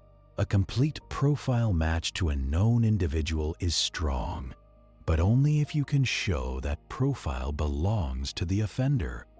A match alone does not tell you how the genetic material got there. Defense attorneys love that sentence. They hold it like a lantern in court. They will say, yes, his deoxyribonucleic acid is on the envelope because he handled it at the newspaper, because he worked at the station, because he touched it years later, because contamination is real, because chain of custody is messy, because reasonable doubt has a wide mouth. So you need more. You need the genetic data to connect to a story that holds. That is why the modern era doesn't simply replace old detective work. It still depends on it. The lab can point, but you still have to walk. You review, quietly, what modern checks in this case tend to focus on. One is the letters. Another is the physical evidence from scenes where any was preserved. But scenes from the late 1960s aren't always generous. Clothing stored for decades can degrade. Biological traces can be gone. Items handled repeatedly can be saturated with other people's cells. The case becomes a battle against time, fought with tweezers and paperwork. Another modern check is digital organization. Old reports are scanned. Tips are entered into databases. Names are cross-referenced in ways that were impossible when everything lived in separate filing cabinets. A detective can now search for repeated addresses, repeated phone numbers, repeated employer names. This is not exciting. It is powerful anyway. In the old days, a connection could hide simply because it was written in pencil on page 7 of a report, filed under the wrong date. Now, a search can surface it. Now, a pattern can be noticed without relying on one person's memory. The irony is gentle. Technology doesn't solve cases by being brilliant. It solves them by being boring faster than humans can be boring. So, you picture an investigator, years later sitting with a screen instead of a wall of corkboard, the same tired coffee, the same stubborn file. But now, they can run checks across jurisdictions more easily. They can request records with email instead of waiting for mail. They can compare notes without physically driving evidence across a bridge. And still, the core problem remains. The Zodiac file is built around anonymous communication and incomplete physical linkage, which means modern tools can help, but only if the evidence has enough integrity left to speak. You think about how hope behaves in cold cases. Hope often attaches to one new method and pretends everything else is irrelevant. First it was handwriting, then it was fingerprint databases, then it was deoxyribonucleic acid, then it was genetic genealogy, the big buzzword that makes people sit up in bed. Genetic genealogy is real. It can be effective. It can also be constrained by law, policy, and the quality of the sample. It requires a profile good enough to compare to public or semi-public databases, then building family trees, then narrowing candidates, then confirming with direct comparison. And it requires patience on a level that would make most people cry in a parking lot. It is not a button. It is a long walk through other people's ancestors. And in a case as famous as Zodiac, you also face something else: expectation pressure. Everyone wants the lab to produce a headline, but the lab produces results. And results are often unglamorous. The result might be, this sample is too degraded, or this profile likely belongs to someone who handled the evidence later, or we have a partial profile that cannot support genealogy. So you watch investigators manage public hope the way you manage a flickering desk lamp. You keep it on, but you don't let it burn the place down. Another modern check is reevaluating disputed letters.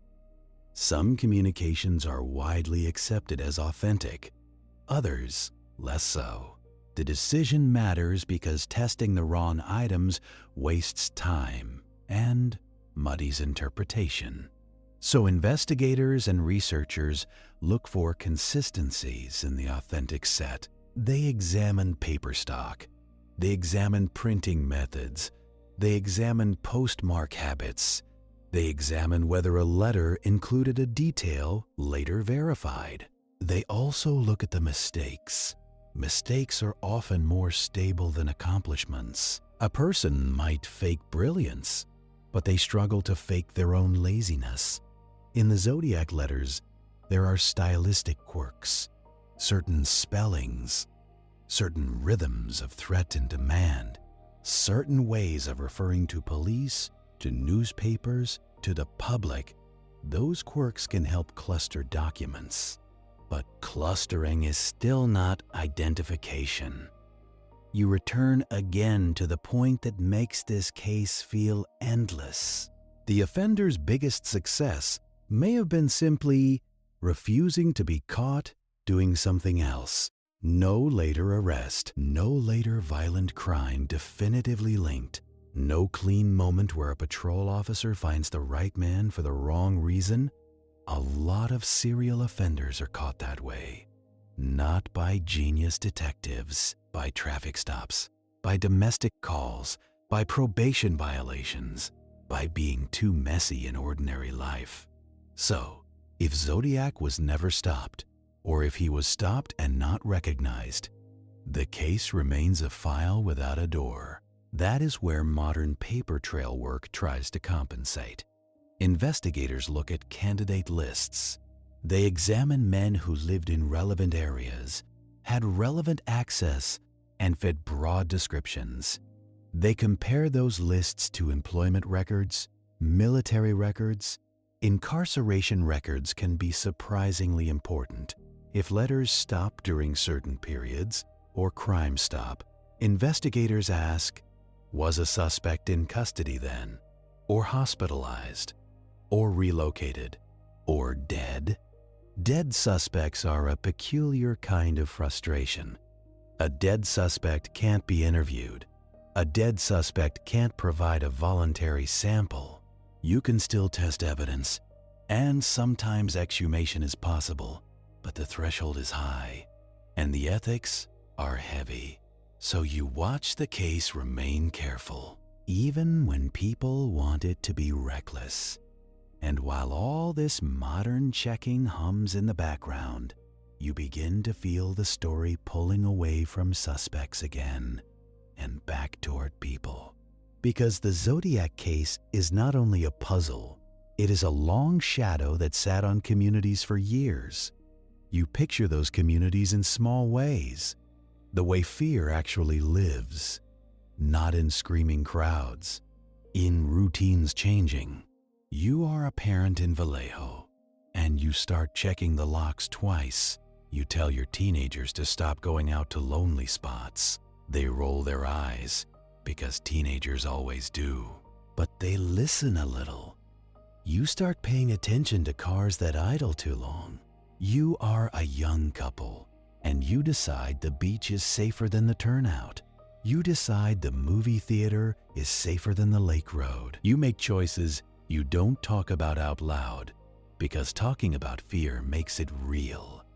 You are a taxi driver in San Francisco, and you start keeping your interior light on longer. You glance at the back seat in the mirror more often. You treat certain fares with extra caution, even though you don't want to admit you're doing it. Fear becomes a background hum, like the radio at the station. Not constant panic, just a low alertness that costs energy every day. And then there are the families who don't get to turn it into background. Their names appear in reports, and then in anniversaries, and then in documentaries, and then in strangers' conversations. You learn to speak about them quietly, because the case is famous, but their loss was not a performance.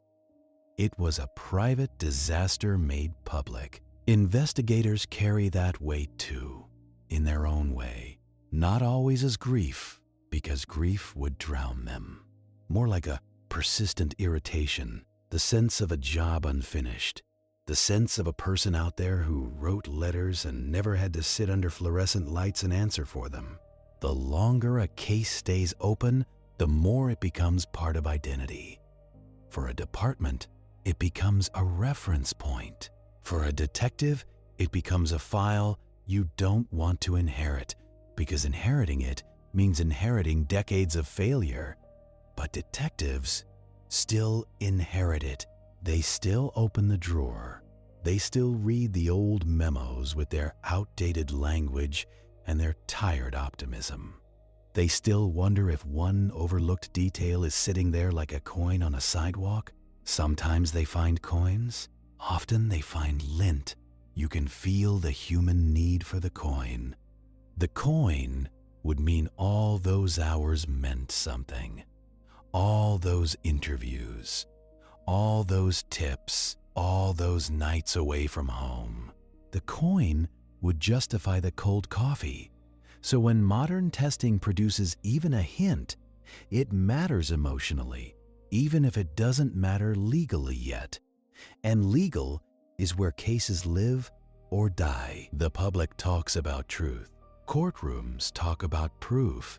They are cousins, not twins. You think about what it would take to close this file in a way that holds a viable suspect, a strong forensic link, confirmed authorship of letters, a consistent timeline, corroboration. Corroboration is the quiet king. If you could show that a person's deoxyribonucleic acid was present in a way attributable to the sender, and also show their handwriting matches in a way that convinces experts, and also place them geographically near mailings and scenes, and also find some non-public knowledge in their possession, then you have a case that can walk. But most of those elements are partial in Zodiac. That is why the file remains open in the cultural mind, even as official investigations wax and wane. You return to the ciphers again, because even in the modern era, they still whisper. People still try to solve them.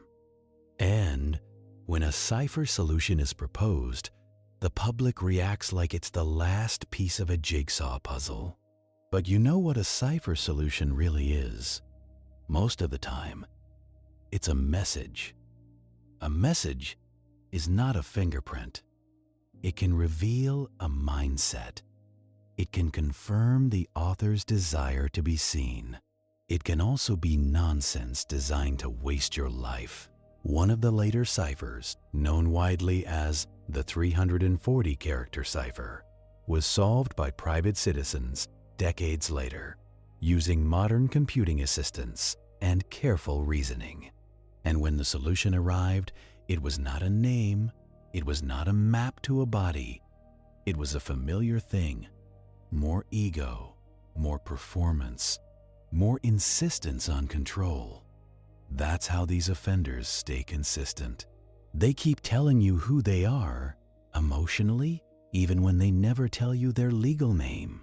The solution mattered because it demonstrated that the cipher had structure, that the writer could plan, that the writer enjoyed the game, but it also reminded everyone of the hard truth. Even a solved cipher doesn't necessarily produce an arrest. It produces more paper. Still, it added to the archive, another confirmed artifact, another item to analyze for language, another chance to compare with known writings if a suspect ever emerges. With samples, this is how cold cases stay alive, not by one dramatic breakthrough, by accumulating confirmable points until the fog thins. You sit with that image, fog thinning at the edges, not lifting all at once. And because you are a detective who has lived through enough midnight phone calls, you know what comes next in the cultural life of a famous case. People get tired of patience. They want a neat ending. So they pick a suspect and build a shrine. You see it happen again and again. A suspect's photograph gets posted beside the sketch.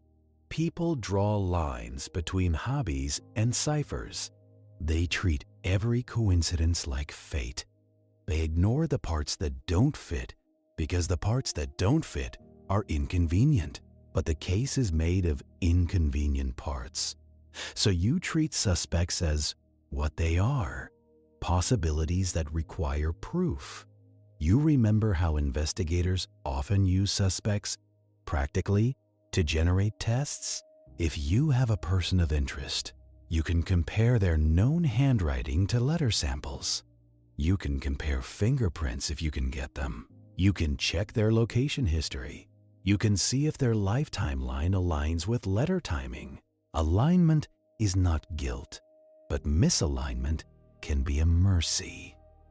A misalignment can clear a person, and clearing a person matters because it reduces noise and time. Now, with the modern chapter humming, you begin to feel the file drifting away from the Zodiac case specifically and toward the broader theme you promised. Boring crime, the kind solved by persistence rather than drama. But you don't leave yet. Not fully. There's one more reality you want to hold up to the light before you move on. The Zodiac case is famous partly because it stayed open and stayed loud. But countless other cases closed quietly in the same era, using methods that never became legend. You think about what those methods are, in plain terms. Follow the money, follow the movement, follow the lies that have to stay consistent, follow the paperwork that people forget exists. And you consider briefly the way famous unsolved cases distort people's view of crime. They make it feel like offenders are masterminds, like they're always one step ahead, like investigations are chess. Most crime is not chess. Most crime is a spilled drink, a bad temper, a desperate decision. A person who thinks they are smarter than a security camera, or a receipt, or a timestamp. The Zodiac case is unusual because it combined violence with communication and myth-making. It created a fog that was partly self-generated. But in ordinary cases, fog often clears when someone finally looks at the boring thing. A log, a receipt, a phone record, a routine lie. You let that thought sit because it's the bridge you will need soon. The bridge from legend to the small case files that actually close. Still, you keep one hand on the Zodiac drawer because even in the modern era, the case keeps receiving attention. Agencies make periodic statements. Laboratories run periodic tests. Researchers submit periodic claims. And each claim is met with the same careful response. If the investigators are disciplined, show me what you can prove. Show me the chain. Show me the method. Because the case doesn't need another theory. It needs a demonstrable link. You picture that link, the hypothetical moment it could happen. A genetic profile derived from a confirmed authentic letter attributable to the sender, a match in a database, or a genealogy path pointing to a family line. Then, a candidate identified. Then, a direct sample obtained legally. Then, confirmation. Then, the old work comes roaring back. Where was this person in 1968? Where did they live? Where did they work? Did they own a vehicle matching witness descriptions? Did they have any connection to Vallejo, Napa, San Francisco? Did they have any reason to be near those places at those times? This is why old paperwork matters. Old paperwork is the map you will need if modern tools finally hand you a compass. Without the map, the compass just spins. So you respect the old work, even as you acknowledge its limitations. You sit in the quiet room, rain still tapping at the window, and you let the file settle into its true shape. Not a solved story, not a neat ending.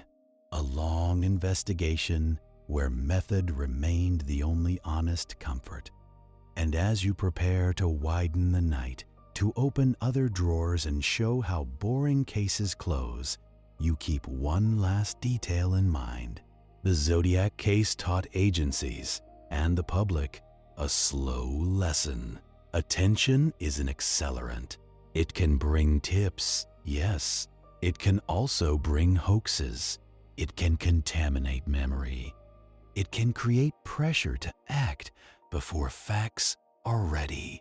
It can turn a careful investigation into a performance. So, when you step into smaller case files next, you will notice the difference right away. Less attention, fewer myths, more quiet facts, and often more satisfying endings because the truth had room to be ordinary. You reach for the next drawer, not the one labeled with symbols and headlines, but the one that holds routine closures. The kind of cases that never become documentaries because they end with a clerk noticing a mismatch. You open it and you find the first small file, thin as a pamphlet. The kind of case that looks like nothing until you read it slowly enough to see the hinge. It starts, as these things often do, with a call that sounds almost embarrassed to exist. A small business owner reporting a break-in. Nothing dramatic. A window forced, a register emptied, a few items missing. The officer on scene writes it up like they've written up 100 others, because they have. The report smells like wet asphalt and routine disappointment. You arrive after the fact because that is how most cases begin. You don't catch the moment. You catch the aftermath. The owner points at the window, points at the scattered papers, points at the empty spot where cash should be. They keep apologizing, as if crime is a social inconvenience they caused. You nod, you take photographs, you check the glass for prints even though you already know. Broken glass is a terrible surface, and the offender probably wore gloves, or their hands were too dry, or the prints smeared. Still, you try, because trying is the job. The case would have died right there, like most break-ins. A report number? An insurance claim? A sigh. But you notice the boring detail. The owner mentions, offhand, that the offender took something odd, not just cash, but a small stack of gift certificates, pre-printed with serial numbers. The owner is annoyed, because who steals certificates in a rush? You, however, feel your tired brain wake up a fraction. Serial numbers are handles. They let you grab the invisible. You write them down carefully. You file them into the system because even in boring cases, paperwork is your trap. Days later, the offender makes the mistake offenders love. They try to turn stolen oddities into comfort. They use one of the certificates at a nearby location, thinking it's untraceable. They assume the clerk doesn't care. They assume nobody is watching. But the certificate has a number, and the number shows up on a daily reconciliation report. A manager notices it because the manager is bored enough to notice. The manager calls. The number matches the stolen list. Now you have a place and a time where the offender touched the real world. You pull footage because the store has cameras. Not fancy, not cinematic. Just a grainy view of a counter and a person's shoulders. And there they are, ordinary as a loaf of bread. They hand over the certificate. They glance down. They scratch their face with a hand they shouldn't have shown. They forget the cameras are always awake. You freeze the frame, you print the still, you run it past patrol. Someone recognizes them not as a criminal mastermind, but as a local regular with a known habit of petty theft. You pick them up on a warrant that feels almost too small to matter. They sit in the interview room, acting offended, because being offended is easier than being caught. You don't need to raise your voice. You don't need to bluff. You just slide the paperwork across the table. Here's the serial number. Here's the time. Here's the footage. Here's the clerk's statement. The offender blinks, and you can see the moment they realize something painful. The world is made of records. Congratulations, you have been defeated by accounting. They confess, not because they found religion, but because the lie has nowhere left to stand. They thought the case was too small to chase. They were right.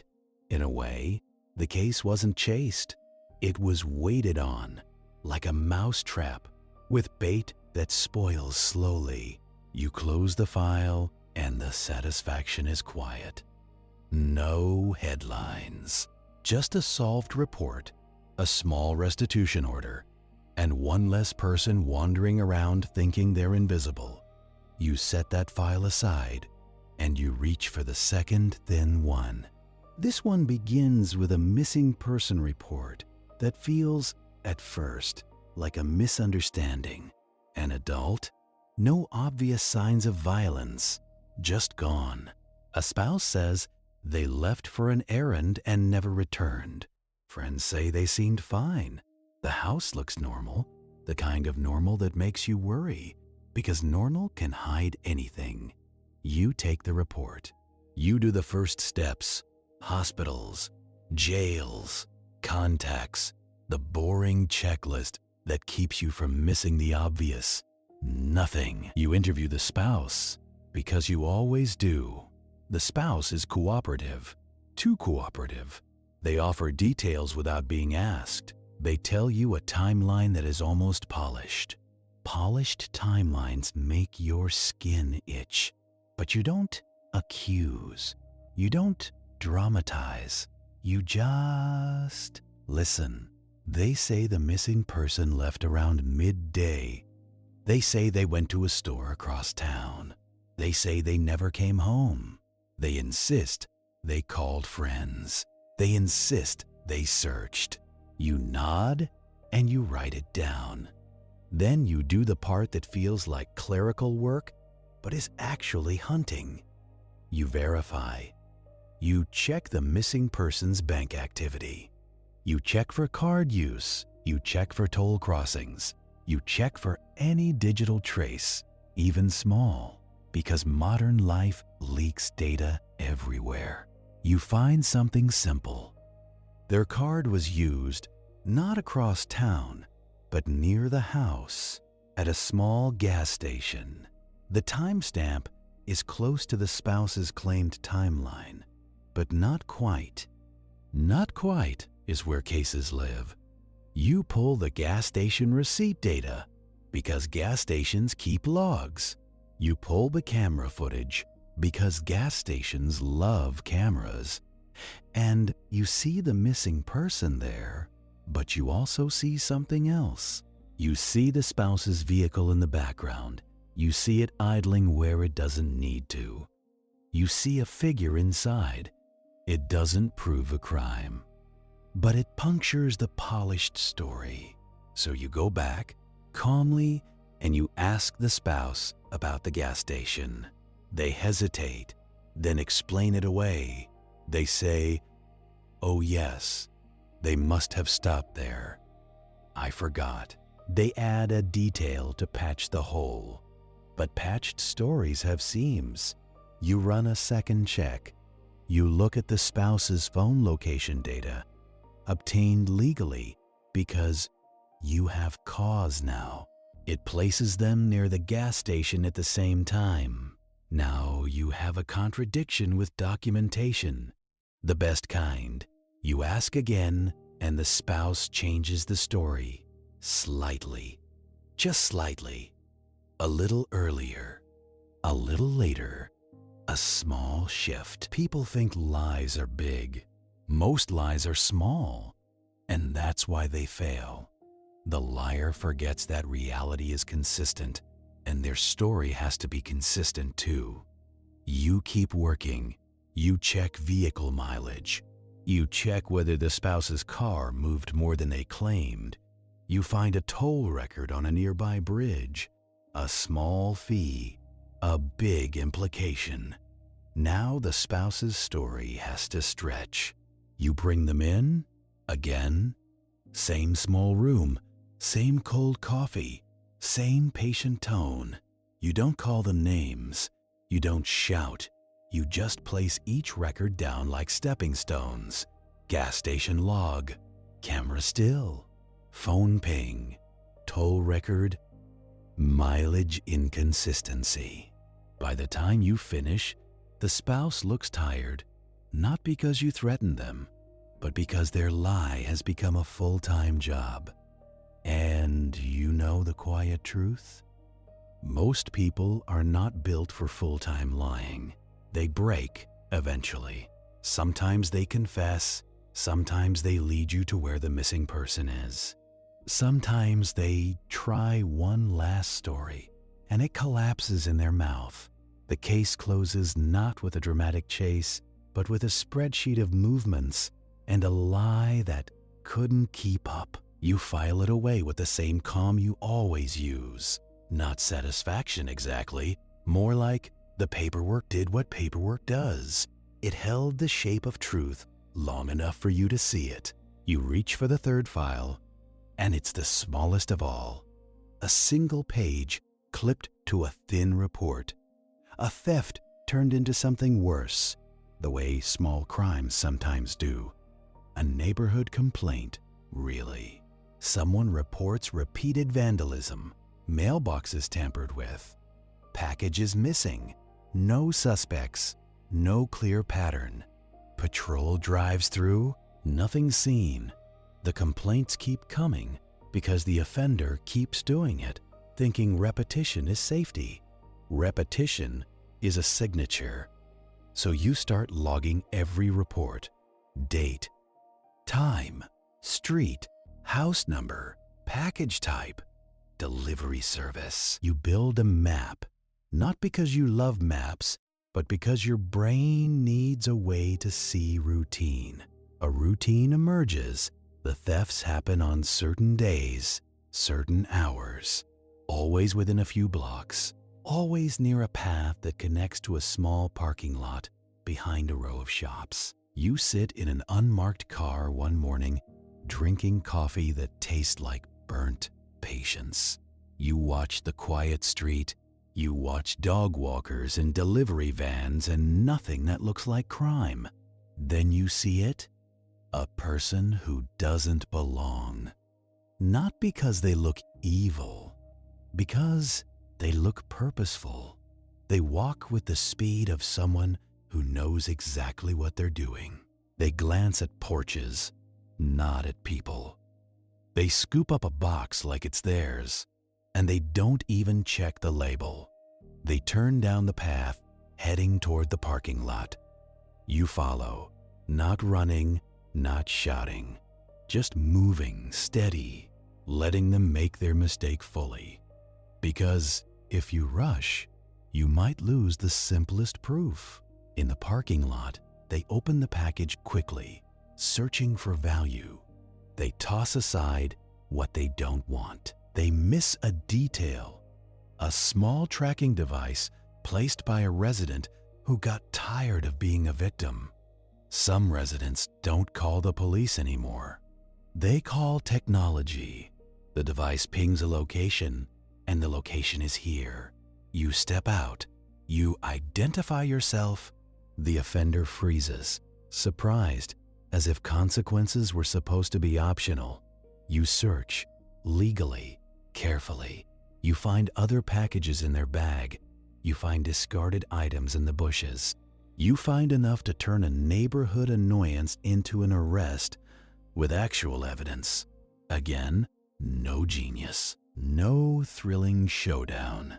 Just a person defeated by their own routine and by someone else paying attention longer than they did. You close the third file and you notice how your shoulders feel. The weight is different from the Zodiac file. These cases are sad, sometimes ugly, sometimes personal, but they are not mythic. They are solvable because they are ordinary. Ordinary offenders make ordinary mistakes, and that brings you back, softly, to the central idea you carry through the night. Most evil isn't clever. It's repetitive. It's lazy. It's convinced nobody will bother. In the Zodiac case, the offender used attention as armor. In these smaller files, offenders assumed boredom would protect them.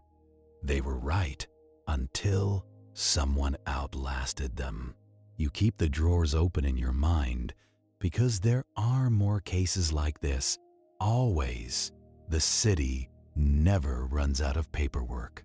But for tonight, you let these 3 small closures sit beside the big unfinished legend, like stones of different sizes on the same desk. And you feel the contrast clearly. The Zodiac file is a long argument with silence.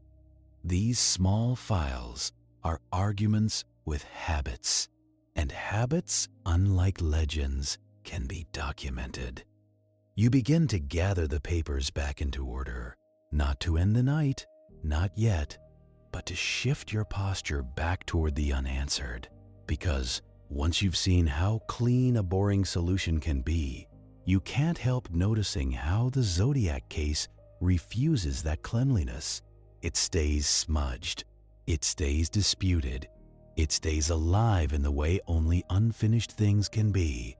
You glance back at the Zodiac drawer, and the quiet room seems to change temperature by a degree, not from fear, from the simple discomfort of an unsolved ledger. There are still questions sitting in there that don't care how many years pass. Who wrote which letters? Which communications were real? Whether the biological traces belong to the sender or to the many hands in between. Whether one strong, modern identification will ever appear, or whether the file will remain a symbol more than a case. You know the hardest truth about cold cases, and it settles in your chest like a familiar ache. Sometimes the file doesn't close because the killer was brilliant. Sometimes it doesn't close because the world is large and time is cruel and evidence is fragile. Sometimes it doesn't close because the offender stopped and nothing forced them back into view. You sit with that, letting it be plain, letting it be boring in the honest way. And as you keep the papers aligned, you find yourself focusing on one last practical thread that investigators still pull, even when everything else is fog. The paper trail of the letters themselves, not the words, but the logistics, where they entered the mail, the routes they likely took, the times they were dropped, because even a person trying to be mythic still has to use a mailbox. And mailboxes live in neighborhoods. Neighborhoods have patterns. Patterns can be studied. So you imagine detectives, then and now, looking at postmarks like little weather reports from the past. They circle locations on maps. They ask whether certain clusters align with where a suspect lived or worked. They ask whether the mailings suggest a person commuting, a person traveling, a person staying within comfort zones. It's the kind of analysis that doesn't promise an ending, but it does offer structure. It offers something you can do when everything else is argument. You can always measure distance. You can always compare timestamps. You can always look for the mundane overlap a myth can't hide. You keep that thought close as you continue turning the file over in your head, because there